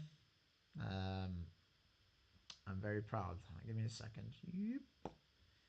Endless, endless, endless. So this is what OBS looks like, by the way, guys. So if I just hide that, yeah, this is what it looks like to me. That's good, actually. I might keep display capture on standby. Have I edited the Grand Grizz? We kind of did. I don't want to. I don't want to sort. I don't want to put a hair in the soup, but we had plans to redub him, but our voice actor, we sort of lost contact with him, so we only got like a rough version of the redub and not the one we wanted. So hopefully when version 2 comes out, we'll have it redubbed. But I believe, if I'm not mistaken, we're using the original voice. That's got had the pitch changed deeper. But no, we had a guy who sounded like how he does in Rebels, and it's yeah, it's we lost contact with him, unfortunately, so we're just waiting to hear back from him. As for editing like the shape of his head, that's too sophisticated for this, but we are going to borrow Pixel Joker's version when he does that and do a visual. We'll do a version 2. So awesome. I'm going to check it out after the stream is done. Listen, dude, you can, but there will also be one where we watch it together on my Discord. I'll show you my Discord. On my Discord, there will be a night where we watch it, and you know what? We won't even narrate. Like, we won't even narrate during that. We'll let everyone watch in quiet without commentary. And yeah, we could. So if you want to, we can all watch it together and comment together. But it's up to you. And then we'll do another. We'll have another watch party on YouTube, and that will have commentary from both me and Crimson Mull. I'm gonna share my Discord again, my guy. What is the worst Star Wars quote? I think no. I've done longer. I've done a review, not a review, but I've done a watch party for Crimson Mull's 4-hour Revenge of the Sith cut. So that was lengthy as hell. So yeah, yeah, that was long. But yeah, what was I gonna say? Okay, that's fair enough, dude. That's fair enough. You don't. I don't really use it either, apart from when I have these behind the scenes on Sundays for my subscribers. For those that pay for the micro series, which by the way, I'm gonna once again spam the shit out of this chat with the GoFundMe, because you know what? On the GoFundMe page alone, we've raised £700, which translates to just that's just roughly over $700. It's absolutely amazing. Now, I have a feeling if I were to go back and calculate what I've already spent, I've probably already spent that on General Grievous, um, this, that, and the other.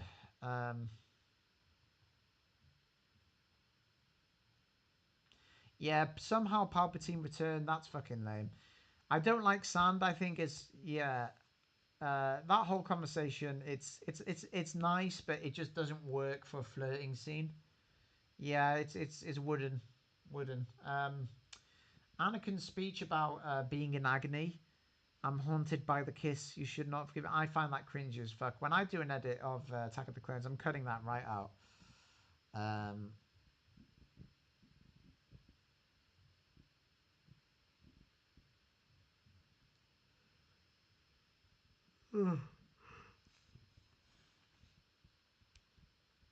But yeah, my changes to the Phantom Menace. Anakin would have a deeper voice. He'll have a different introduction. His first scene is going to be a recycled, deleted scene, actually. I'm going to start the film from an entirely different scene. There's an editor called Sheepish who hasn't posted in a while, but he does these awesome edits, and he does a really good Phantom Menace. And what he does is when Anakin's in the Naboo ship, and he gets power back, instead of him just hitting the trigger, going oops, it's like he takes a deep breath and concentrates, and everything around him sounds kind of numb, sort of like he's like as if he's using the Force, and you hear Qui-Gon's Force spirit going like, "Remember, trust your instincts," and it's like it's so much more A New Hope. But hang on, just ate my sleeping tablets. I'll be knocked out in like an hour and a bit. They are a godsend. I can't sleep otherwise. But yeah. Yep. Yeah. So what the fuck was I talking about? I've got such a bad memory. My brain. Yeah. So bad quotes. Yeah. No. So Phantom Menace, I changed that.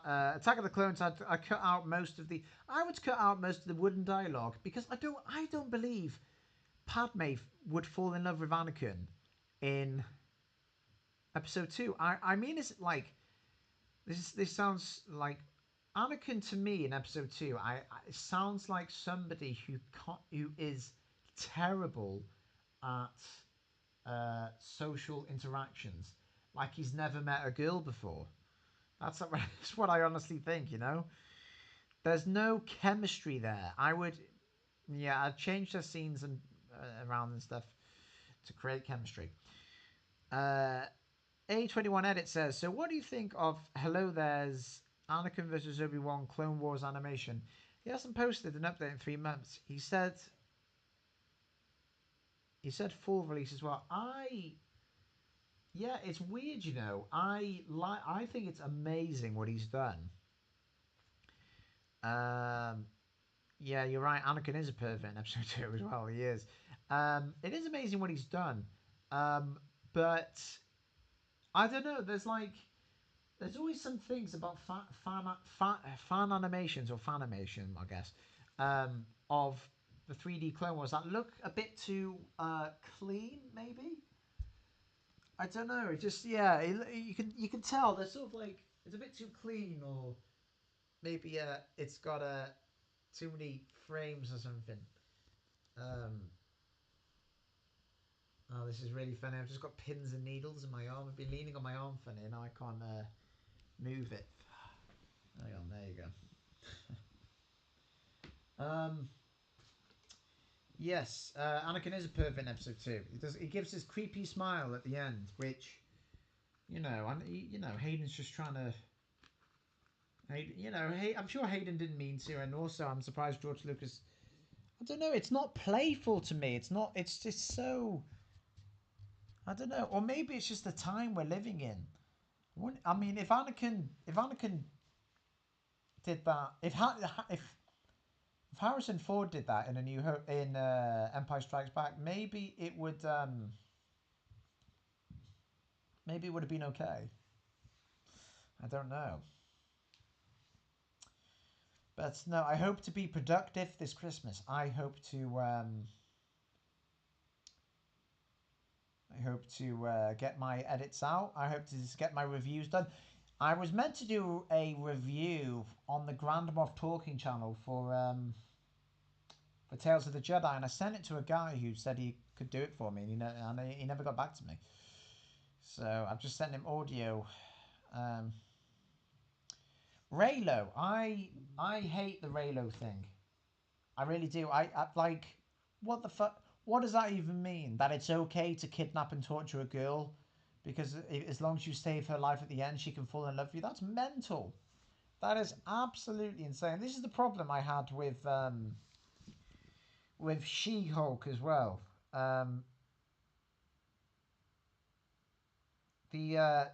Like She-Hulk wants to be taken as seriously as male superheroes. Fine, totally fair. I respect that.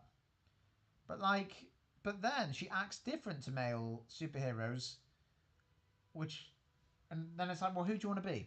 So, for instance, when she gets attacked in an alley, right, by some guys who are trying to kill her, which is super messed up, by the way, because I just think if you're the type of guy that, I mean, look, murder's bad anyway, but there's something more messed up about like jumping a woman in an alley than a guy, because there's sort of like there could almost be like sexual connotations to that, you know, like I don't know, rape or something. It's horrible. But then she comes across the guy who tried to jump her later in the film, and it's like, oh no, listen, I'm really sorry. You know, we're all friends here. I didn't mean it. I changed my ways, and she forgives him. She forgives him, and I'm thinking, no, what kind of message is that? It's okay to be assaulted as long as the guy's apologetic after. It's mental, and that's how I see the Raylo thing. I just think it's kind of inappropriate. It's like, yeah, it's messed up. I'm not a Raylo fan. I think that sounds cheesy and it sounds cliche, but I think it should have been Finn. I think it should have been Finn, and for multiple reasons. First of all, he shows an interest in her from episode from when their first encounter is like, have you got a boyfriend, a cute boyfriend, right? But then the way Disney treated Finn is disgusting. They shrunk John Boyega on the poster in China. They made him less of a character in the follow up film, and he was totally and utterly friend zoned in and it's like it's bullshit. Why couldn't he cared so much about her and saved her in The Force Awakens? It's like, I don't like that they're just friends. There should be this chemistry. Like, he spends all of the Last Jedi trying to get back to her. That's love. But I don't know why he would love someone that he's just met. It would make more sense if he was in love with someone he's just met, because he's a stormtrooper. He probably never sees anyone's face, and then he the first face he meets is Rey's, or Fit or Pose, but that's a whole other thing. And again, Captain Phasma, yeah, the most wasted. In fact, there's a YouTuber called Vito. He's quite funny. He made 2 videos that were really popular / hated by all. It was called Why The Last Jedi is a Cinematic Failure, Why The Rise of Skywalker is a Cinematic Failure, Why Solo, a Star Wars Story, is a cinematic failure. And in his version of what the sequel should have been, he believes that Finn and Phasma should have had a concise arc so instead of Finn fighting a random stormtrooper in The Force Awakens, the guy goes, traitor. Finn should have fought Phasma in the first in The Force Awakens, and she kicks his ass. And then in the second film, they should have had a rematch, and they would have gone, toe to toe and been on par, because Finn's been training. He's got better. That film doesn't have to immediately take place after The Force Awakens. And in the last film, Finn could finally beat her. And that would have been a concise arc. But no, she was wasted. I mean, J.J. Abrams pretty much admitted that the only reason he got the actress to play Phasma is because he just wanted her to be in his film. What a waste. Boba Fett had way more stuff to do in Empire Strikes Back than she did.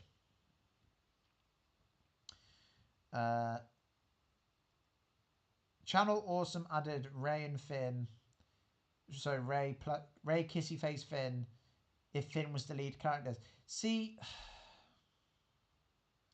a lot of people think Finn should be the lead character, but I think that Ray should have been the lead. Like, I think it's about time we had a female lead. The amount of, like, I work in schools as a teaching assistant, and the amount of girls and boys in primary school, or I guess or if you prefer kindergarten, they like, I say, who's your favorite character in Star Wars? And some of the guys and girls say Rey, and I'm like, oh, fair enough. Yeah, I said, yeah, she's cool. She's pretty cool. She's tough. She's a hero. She's a she looks after her friends. She fights the fight. She's kind. She's a hero. She's great. She is a role model. I don't, and I mean every word of that. But I believe. Yeah, no, that's a point. Yeah, Leia is a lead alongside, but she isn't the main, is she? She's not the lead. She's a lead. But yeah, no, some people. Yeah, but that's the thing. Some people think Rey should have been Finn's side, like sidekick. Uh, but yeah, I think Finn could be the Han Solo or Luke. I don't know. I think Leia's your Rey's your lead. Finn should have had more to do with her. That I don't mind that. In fact, in A New Hope, Luke is the lead, but Harrison Ford is like up there with him, and so is Carrie Fisher for that matter. You know what I mean? That's what I mean. They should have made it more equal. Jack's Attack's problem is Rey has no character flaws. Exactly. Completely agree. Her flaw is that she never fails. And that's nothing to do with Daisy Ridley. It's not her fault. A lot of people like hate Daisy Ridley for how how bland Rey was, but that's not her fault. That is what I mean. Like she doesn't fail. Like how can the film that says the greatest teacher failure is not fail its chief character? The only time Rey fails is when she's trying to save Kylo, like when she wants him to be good in The Last Jedi, and he decides he's not going to, join her, right? That's not even on her. How is that on her? That's not her fault. That's not her character flaw. She's just trying to see the best in people like Luke would. You know what I mean? It's not a flaw or a deep. You know what I mean? So again, that's her failure, and her other failure is giving into the dark side. But that happens in that's only really a problem in the very last film, and because it occurs in the last film, it gets resolved in the last film. And if a problem presents itself, and then in less than an hour, it say it fixes itself, that isn't a flaw. That isn't really a problematic issue. So yeah, she didn't have flaws. Now I'm going to say something controversial, and I plan to make a video about this in the Grand Moff Talking channel because I reckon a lot of people will probably start giving me shit instantly, saying I'm a Disney shill or feminist or something. But here's the thing: I don't think, I don't think Rey is a Mary Sue in The Force Awakens. I I honestly don't. I think she's only made a Mary Sue in The Last Jedi. And I'll tell you why. First of all, some people will argue, going, "Well, look, if she's a Mary Sue in the Last Jedi, that makes her a Mary Sue in the Force Awakens because that takes place, in the space of a few hours apart. So fine. But if we're going by those rules, then she can't be a Mary Sue in the Last Jedi because we find out she's a Palpatine in the Rise of Skywalker, and she's obviously got a high metachlorian count from the most powerful Sith in the galaxy. So again, if you want to have an in universe argument, you can't ignore that she's got a really gifted lineage. You know, so there's that. But if you want to, look at it from just a movie's perspective, in which case I'm not looking at each film as part of a trilogy. I'm looking at each film based on only what's come before, I don't think she was a Mary Sue in The Force Awakens. I only think she's a Mary Sue in The Last Jedi. Let me explain why. In The Force Awakens, everything she does is pre-explained. And the whole point of a Mary Sue is somebody who can do everything without explanation or with little training or guidance. So here's the thing. Let's talk about it. So, um, why people go like, oh, she defeated Kylo Ren. How can a girl with no lightsaber training defeat a trained Knight of Ren? Kylo Ren's a Force sensitive who's been training for like 10 years or so. Like how does it like it makes no sense. Okay, first of all, slow the fuck down. Kylo Ren was not trying to kill her. He wasn't trying to kill her. If he was, he would have killed her. End of story. It's like when Luke survives Vader in The Empire Strikes Back. It isn't because he's better than Vader. It is because Vader wants Luke to join him. Luke holds his own. Vader chops off his arm, offers him, he's like, Luke, join me. And Luke basically escapes. He survives Vader. That is not him kicking Vader's ass. And it's the same with Rey. Uh, Kylo has a fight with her, but he wants her to join him because Snoke says, bring her to me. Probably at the time that meant Snoke wants to replace Kylo with Rey. Um, and yes, and then A21 editors brought up what I was going to get onto. Kylo was also shot by a bowcaster, so he's weak. He's weak. He's hunched over. He's punching his chest. He's bleeding. And he does not want to kill Rey. He even goes like, you need a teacher. I can show you the way of the Force. So he's weak. He's been shot by a bowcaster. And here's another thing. He's mentally exhausted and confused. He just murdered his own dad. Do you have any idea what that would do to his mentality, his mind frame? Half of him is now welcoming the dark side, but his heart isn't really in it. So he's half letting in his anger, but the other half is like conflicted, and he's, what Snoke says in the next film that he's unbalanced. So, that's what he was meant to be in the Force Awakens. He's clearly unbalanced. Um, and here's the other thing: when Rey decides to fight him, it's not like she's suddenly an amazing duelist. She isn't. She just swings her saber around, and because he's already weak, she just sort of she just she just gets lucky around the already confused, already exhausted, already damaged Kylo. So she gets lucky. She doesn't kick his ass. She turns the tables at the end. So to me, that's not a Mary Sue. And again, the end of the battle, they get separated. Both the cliff sides sort of become wider. Yeah, it's a stalemate. So she's not a Mary Sue then. And then here's another complaint I hear. She knows how to fly the Millennium Falcon, so she's a Mary Sue. Fuck right off. Luke can fly an X-wing, right? And he gets the 1 in a millionth shot uh, in the Death Star, right? Anakin can fly pod racers and flies the Naboo starship at 9. Here's the difference though. When Luke, I mean, yes, Luke does use the Force when he gets the 1 in a million shot. We accept that because it's great storytelling. He trusts himself. He takes the 1 in a million shot and does it right. Luke also has R2D2 helping him. Actually, no, but then he loses R2 before he does that shot because Vader shoots R2. Anakin has R2 to assist him over the Battle of Naboo. Rey doesn't have an astromech to help in the Falcon, but she does have Finn in the rear.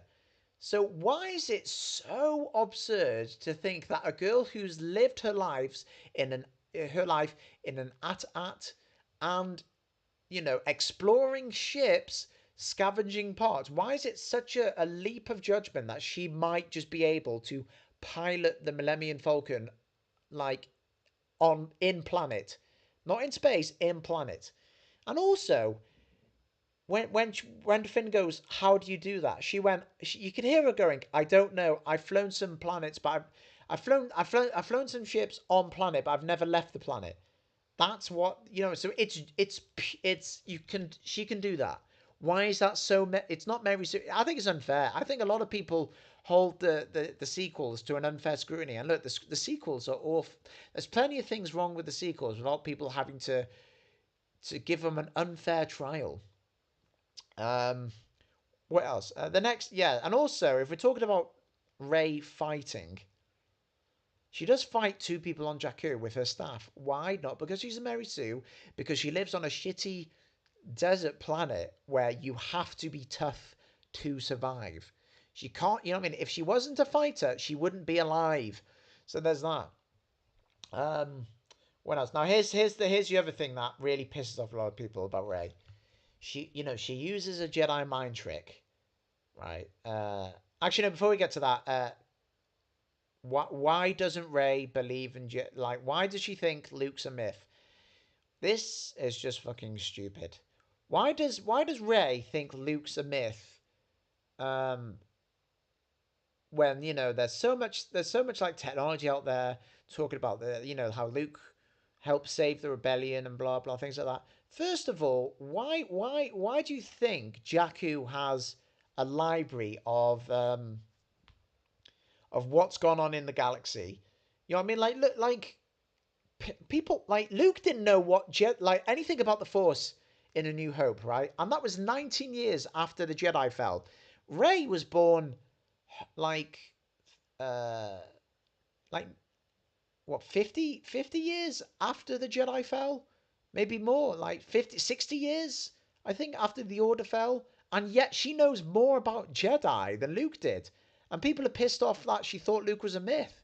She lives on Jakku. Why would she think otherwise? There are people on Earth who think the Earth is flat. Do you get what I'm saying? So again, it's like people are just too harsh on her. There's plenty of stuff wrong with Rey, without them being OTT about it. Now the Jedi mind trick thing. People are like, what? How did Rey know about Jedi mind tricks? She should know. She thought Luke was a myth. She thought the Jedi were. So why would she not? Listen, listen, listen. Jedi mind tricks are probably the most common Jedi trait a Jedi's ever had. Like it's like their most like, and if you want proof for that, I'm not going to rely on the books or the comics or the games. I'm relying on the films that George Lucas made. When Watto meets Qui-Gon and he tries to force trick him, Watto goes, "What, do you think you're some kind of Jedi moving your hand around like that?" And when Luke mind tricks Bib Fortuna, Jabba goes, "Oh, you fool! He's using an old Jedi mind trick." So it's a common Jedi thing that that civilians know about, and since Rey has already heard of them, what they were real.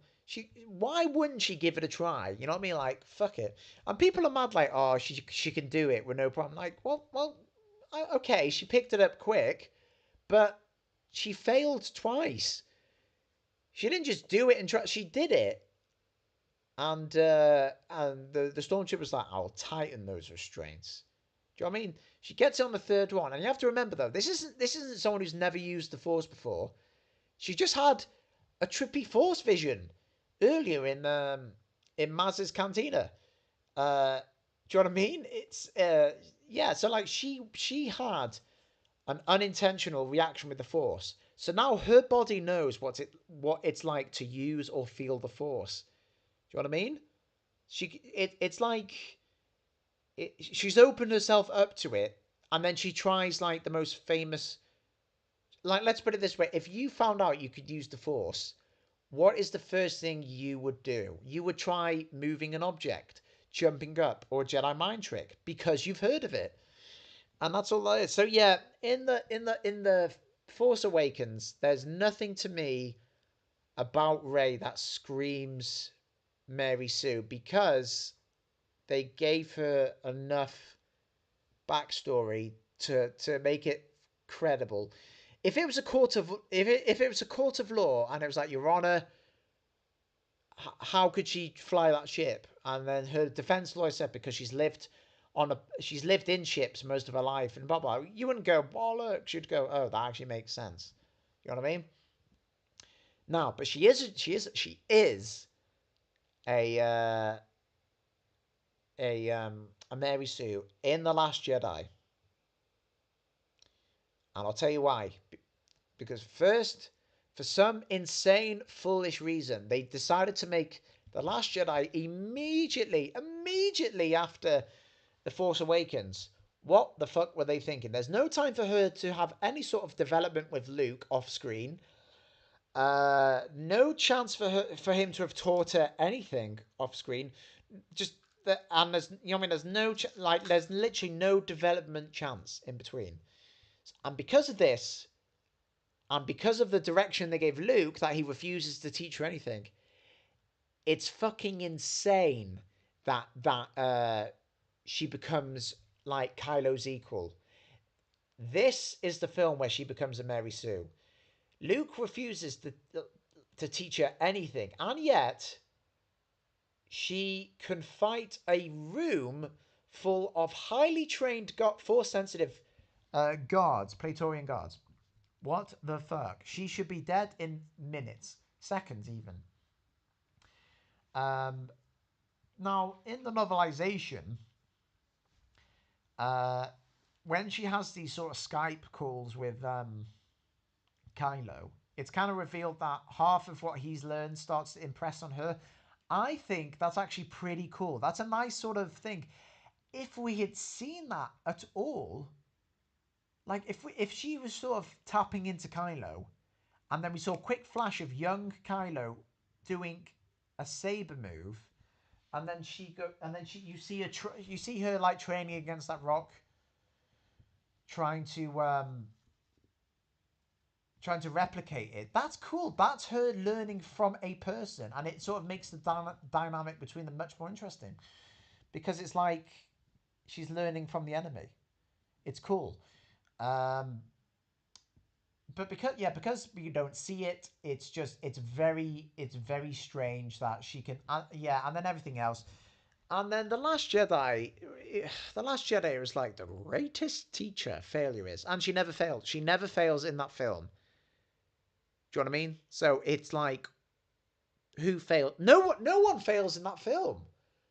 No, but except for the Resistance. And I'm not being funny. The Resistance is not the main character. It's either Rey or Kylo, or I suppose even Luke in that particular movie. And they don't fail. They don't fail. It's weird. The film ends with them barely escaping with their lives, and yet they're all smiling, all like it's a victory.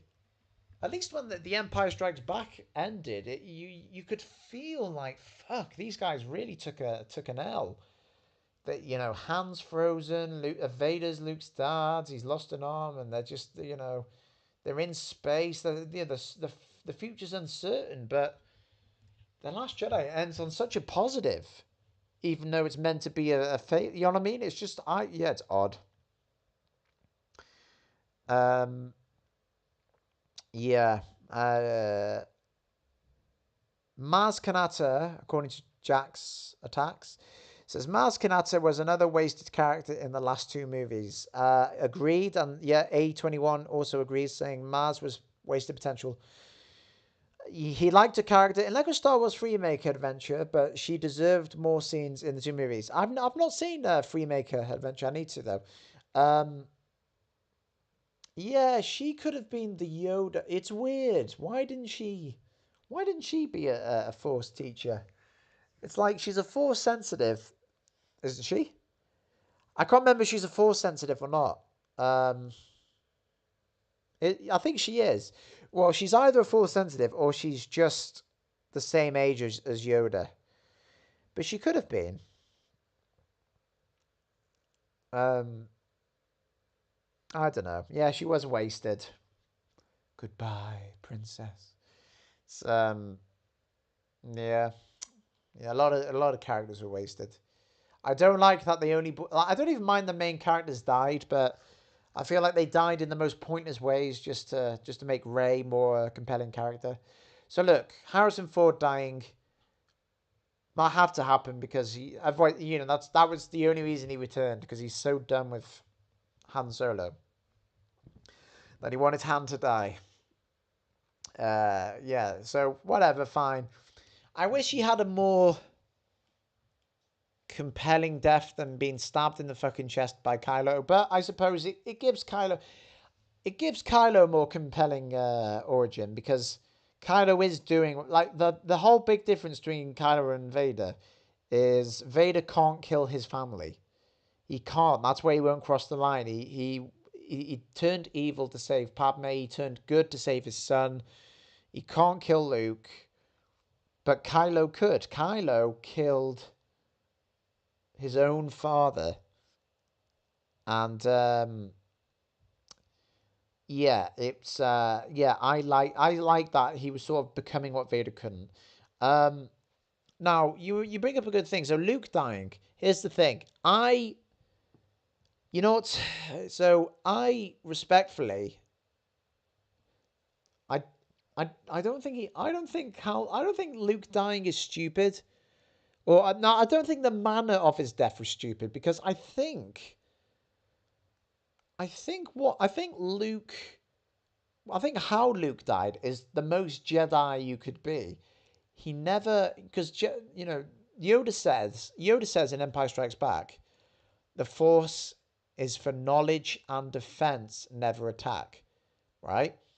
And that's what he was, as a ghost, as a spirit, as a projection. It was never about attacking. It was about distracting, delaying. It was defense. So I think, even though he had a really shit film and a shit story, I think they gave him the perfect end. He faced down the First Order. When he was a kid, Leia came as a He saw Leia as a projection, asking for help, and he came as a projection to help Leia. Um, so he's sort of at peace, at spirit, and he just disappears. But here's the thing: I don't think he should have died from doing that. I think it could have been revealed. I know this sounds a bit Sixth Sense, but I think he should have been dead the whole time. I truly do. I think it would have been compelling if we found out that he's been dead on the island the entire time. Um, and people would say, well, why wasn't he blue? Well, thinking, well, maybe he's mastered force, coming back as a force spirit more than the last time. But I don't know. People would just said they ruined the appearance of that. Leia's death was the most. Well, yeah. Yeah, no, I think you're right. I think they did want to. They did want to kill off. In their mind, they thought killing off the original trilogy characters would pave a way for the new ones, even though they didn't know what they were doing with the new ones. They didn't know if Rey was a Kenobi or Skywalker or what. Kylo didn't know what to do with him. Finn just got shafted. I think you're right. I think you're absolutely right. Um, it's super messed up. Leia's death was sad. In a weird way, it's kind of poetic though, because um, she dies like Padme does. Because you could argue, perhaps, maybe Padme died trying to reach out to Anakin, and and Lucas just didn't show that clearly. So she might die. She died thinking about a Skywalker that's turned to the dark side, and then she disappears. But I don't know. I think actually, I think each of them should have died different. I think I think Han should have. I think Han perhaps should have died by. I will accept that Han maybe should have died by Ben, because it's a good way to sort of build up Kylo Ren. Fine, do you know what I mean? It's important. So Kylo, uh, well, in the movies she wasn't, but George Lucas has gone on to say that she was for some reason. I don't know why he said it either. Doesn't mean she could use it, but yeah, apparently she was. Although I think that kind of ruins it. I guess everyone's a closet force sensitive. Um, I might make an edit Revenge of the Sith where she reaches out to Anakin. Because remember though, even though I think the Force is in everyone, and everyone even says to her, "Save your energy, don't give up." But maybe that's what it is. Maybe the energy is her Force energy depleting. Um, Kylo killing Han, fine, that's poetic. Although it would have been cool if Kylo killed Han, in space or something to do in space, because that's what Han was about. Han was about being a pilot. So I kind of wish he had a space death, because Leia nearly got a space death, and but again, I suppose if Kylo killed Han in space, that's less personal. Although would it be messed up if imagine if Kylo was in like talking to Han in like inside like a Star Destroyer or something, and he's like, "Ben, come back," and they have a conversation, and then Kylo just like, instead of stabbing him, he just, with one of his hands, he just grabs like the bar of like a handlebar, and with the other hand he force crushes a window, and Han gets sucked out like Starkiller, just gets sucked out into space before the lasers or shutters come or something.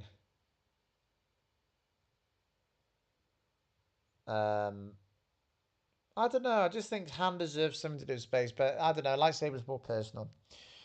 Um, A21 edit says, I think the reason why Luke, Leia, and Ben disappeared is because since the Skywalkers are descendants of the Force, basically, they were granted the honor of becoming a Force ghost. Since their family is powerful, that's only half true.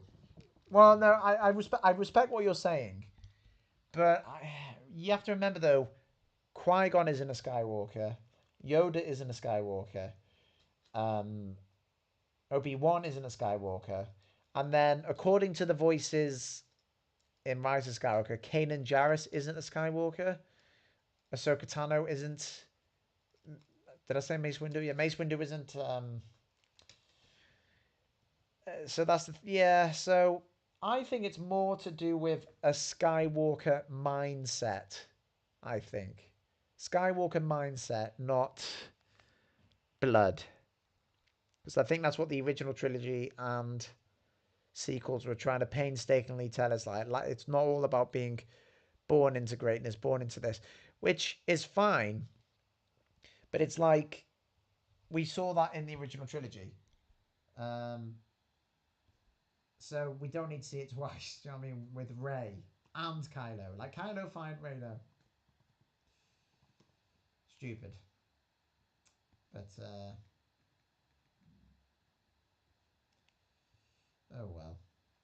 Hang on. Just changing my hashtags on my micro series video because they're not showing up. Sometimes a hashtag uh, won't show up on YouTube because I guess there isn't enough of them in existence to warrant a category. But I've just had to change. Let me see the comment. Fuck, it's nearly 12 o'clock my time. I am so tired. My voice is sore. Sorry about that. I suppose that's better. Um, but yes, I've raised 700 at least on this site, and I think a couple hundred more on the other side, so nearly 1,000. Although I've definitely spent more than I've made, but it's just so lovely to get these things back. I'll tell you what I'll do actually. I'll um I'll see if I can I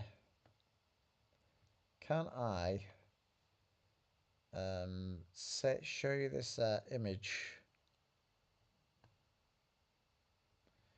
No, I can't. Never mind.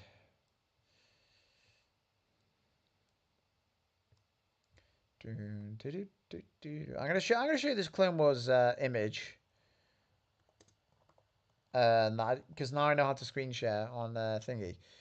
Um, look at this. Hang on. How do you feel about the world between the worlds and how it saved Ahsoka? I am nervous about the world between worlds. Let me explain why. Yoink. Look at this. Um, so look at this, fellas. So this is a canon comic, right? Canon comic. So I believe this is meant to be Geonosis, but again, this is not the correct look because Kit Fisto didn't have this in Geonosis unless they were given this mid battle by clone troopers, and also it looks like he's wielding uh, two lightsabers, which is odd because he doesn't have two lightsabers, so he must have So maybe this is Geonosis, or maybe this is one of those battles immediately after.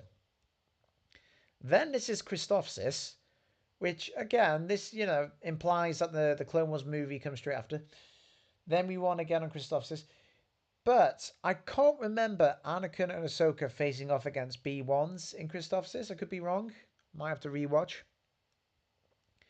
But then it implies that Dantooine comes after.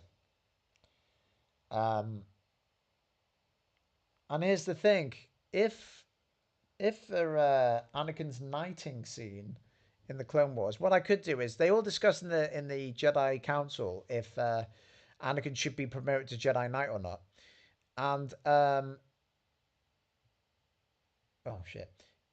If if um if Mace Windu was on Dantooine during it, then what I could have Anakin being knighted, and then have this Dantooine episode after, and then that might be a little bonus that fits still in with canon. So I could put this before the knighting, or I could put it after. We'll see. It depends whether I want to put Mace in the knighting scene or not. That's all it is. But I am going to change his armor to be more white, and then I'm going to add this Jedi and all this in the Hypori, and then Hypori comes after Dantooine. So it's a funny sort of mismatch, Nope, nope, nope. Oh, that's a sneak peek. To an edit. That's what I do. Yep. So voila. Let's see. So let's talk about the world between worlds. So I don't mind it as a concept, but I want it. I honestly, I want it as a. I either want it as a one-off, or if there is going to be some Star Wars, time travel tales, right? I want that to only apply to force beings like the father, the son, and the daughter. And the reason why is because I don't want I want Ezra to be the first one in a while to do that. I want it to be really uncommon. Because I don't want Star Wars to be Marvel. Because it is slowly becoming Marvel. Like the whole Rey Skywalker thing where she goes, what did she say? She said, and I am all the Jedi. That is so like, and I am Iron Man. It's yeah. So and then with Andor now, I didn't even know Andor had an after credit scene until I saw it on YouTube. And at first I thought it was like a fan made joke. It's like fuck, it's real. Because Star Wars doesn't do this. Star Wars does not do after credits. So it's a weird trend to get. I get why, because they're popular things. But so if I now see after credits in Star Wars, then I'm going to expect them in every Star Wars. And when I don't see them in Star Wars, I'm going to be disappointed. So I just don't think they should be Marvel. And I don't want there in Star Wars to be a multiverse. I don't want to see. I'll probably change my mind once if I can bring it out on Disney Plus. But I think one of the unique things about Star Wars is it's just one consistent timeline that they have to obey. They can borrow material from legends, and yes, the timeline, in a sense, does branch off in the books and games and comics, which is fine. And yeah, but that's an easier way to keep track of the timelines. You got on-screen continuity, on-paper continuity, video game continuity. Um, but yeah, World Between Worlds. I think only the son, the father, daughter, those kinds you'd use it. But here's another thing: when Ezra tampered with time, did he change history? That's the question. Because if he did, I was going to use World Between Worlds in my stop promotion series, which is about the Shan family in 45 BBY. I was going to bring an evil Sith Lord back using the World Between Worlds. It's been on hold for a while. A21 edit. You're not the guy I'm thinking of. You're not the guy that did the Darth Plagueis stop motion, did you? Video. Are you by any chance? Because if you haven't seen that, there's an amazing stop motion which is in my favorites actually. It's called Cake Stop Motion. And yeah, it is awesome. I'll actually share it with you in here because it's awesome.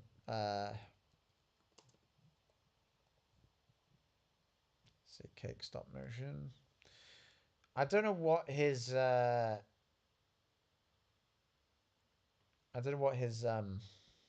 most popular video would be. It might be Darth Plagueis the Wise. Hang on.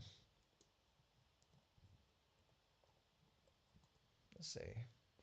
Yeah, found it. Hang on. I'll share this. Somehow. But yeah, he's only got 1,222 subs. And yet the video is on 258,000. I'm gonna share it. Hang on.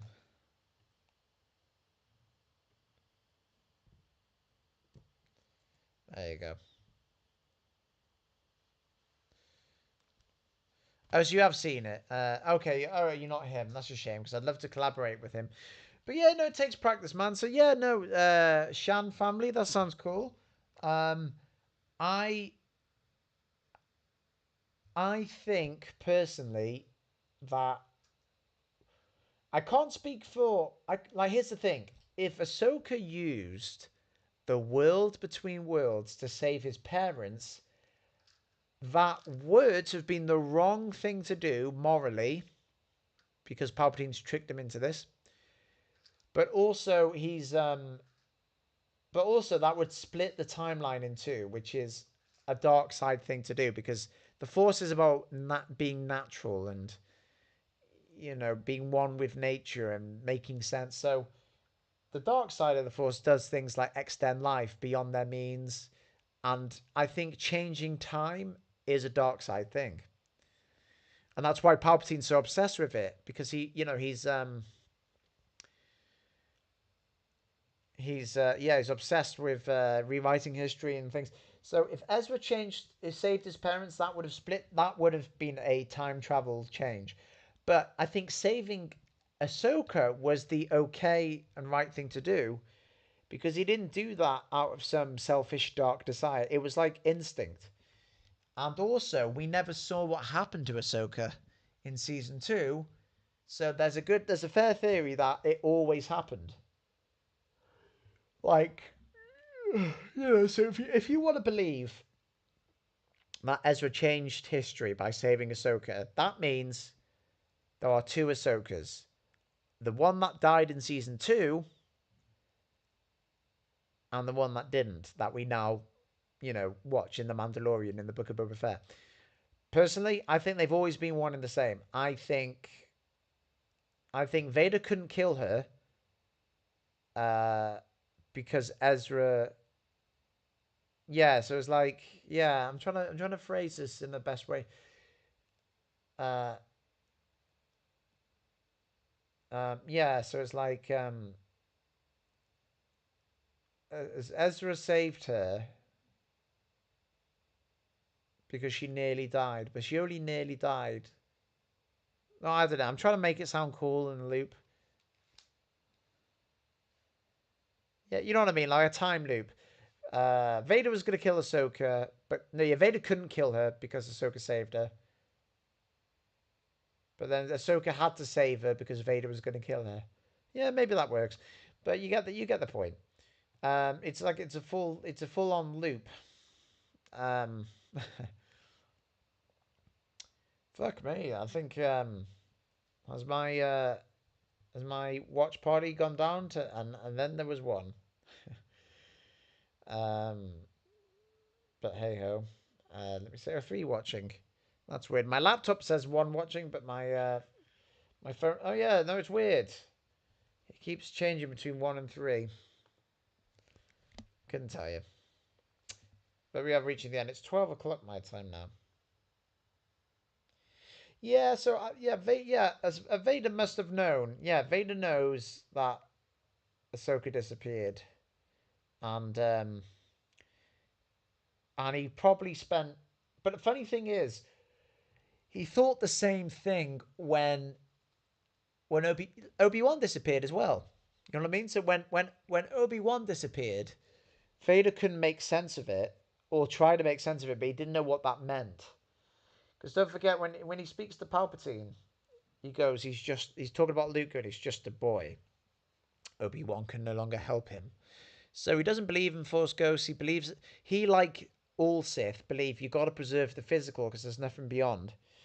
And yeah, it's yeah. So he's probably limping off, confused the fuck, going like, where's my Phantom Apprentice gone?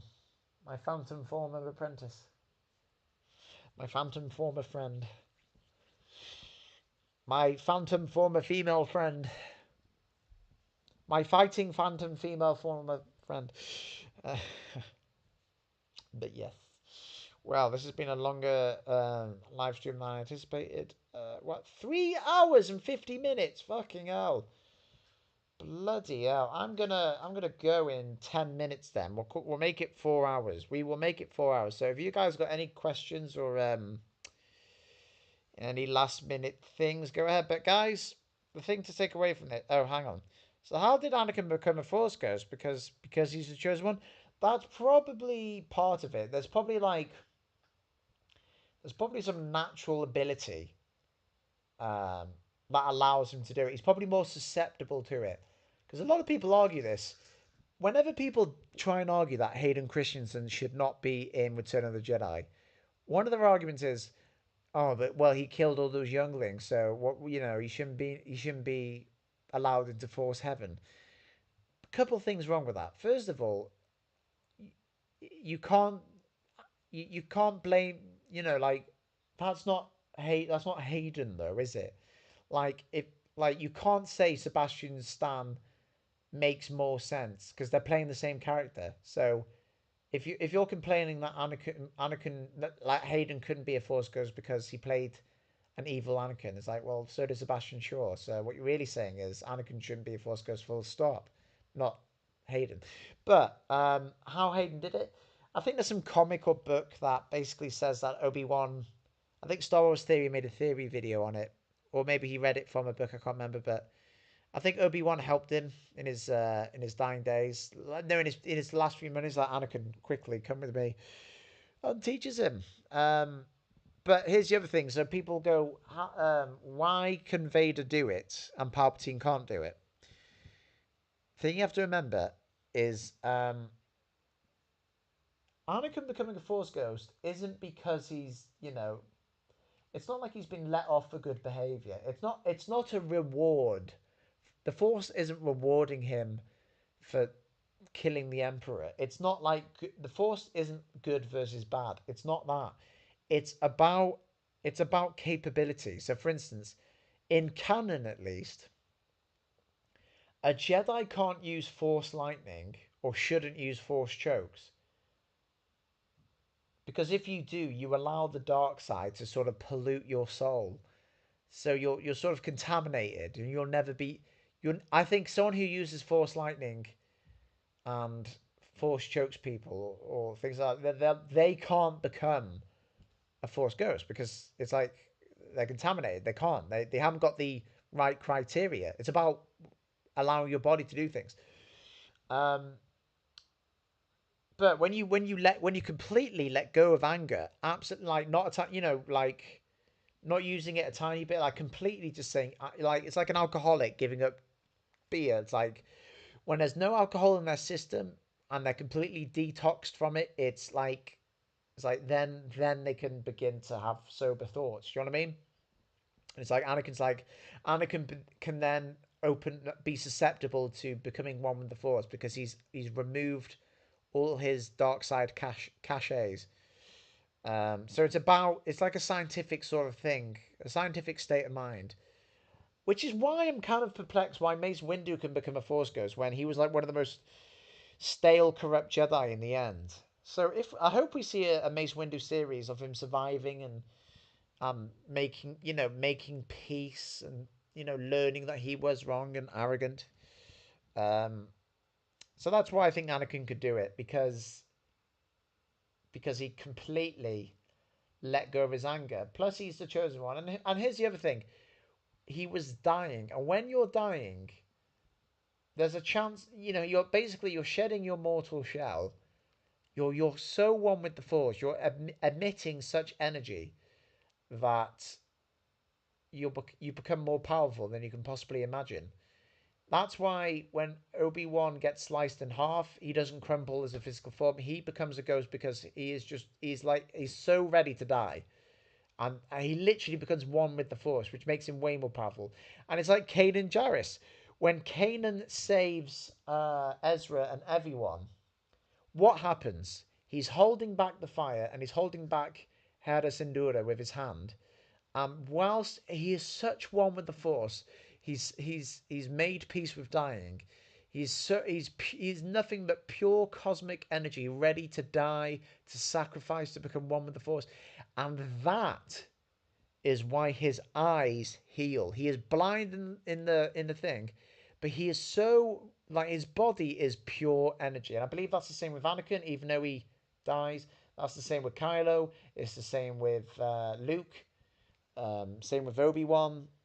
Um, it's about yeah, and that's probably yeah, it's the same with Anakin. When he was getting electrocuted, he was a good guy, not even thinking about himself, just so with it. It's like it's like the Force is fine. He's finally put in the right password to the Force, so the Force is like, "Yep, you can get welcome aboard." So that's my 2 cents on it. Uh, so yeah, maybe Oscar thinks maybe Obi-Wan and Yoda saved him seconds before he crossed the threshold as a reward. Yep, yep, that's true. It's a moral victory. That's the other thing. A lot of people think Anakin was instantly a Jedi just because he killed Palpatine, but it doesn't mean that at all. When Anakin shows himself at the end, he is wearing Jedi robes, but those are robes he never wore, and I think it's because I think the point is it's like he now agrees with the Jedi, but he's more of like a Force sensitive.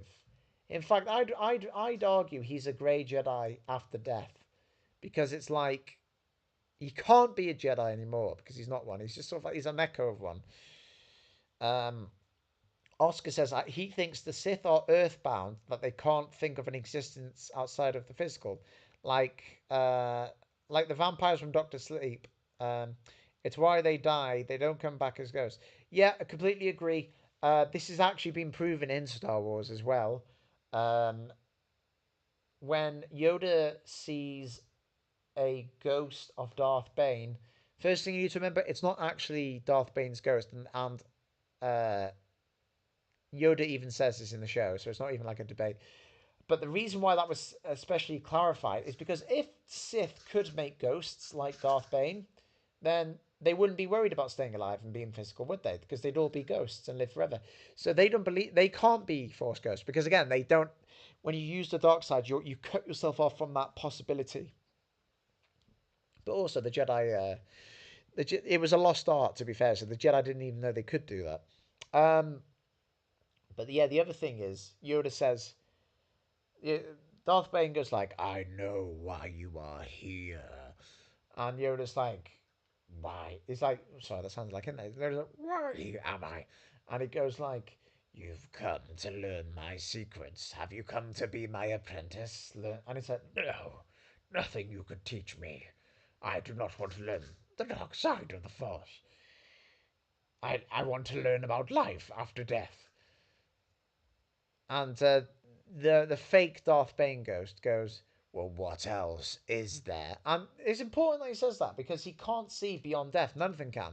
That's why Sith live like to a ridiculous old age as well, because and why they go pale and wrinkly and ugly and rotten, and it's because like for them it's like you gotta live forever, ever as else. And I believe this is why Sith, uh, in a sense, can come back as Force Ghosts, but it's not really them. Let me explain.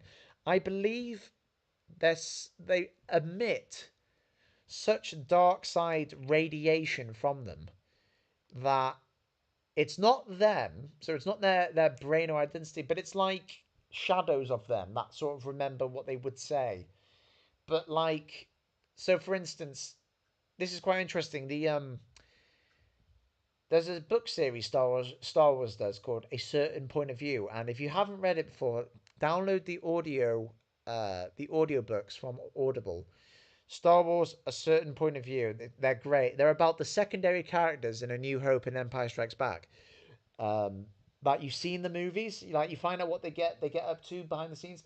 And one of the excerpts was the dark side cave, like from its point of view, because what happened was a Sith died in that cave centuries ago, and then I think hundreds of years later, another Force user died there, or another dark side for it. Basically, more people go into the cave over many years and die.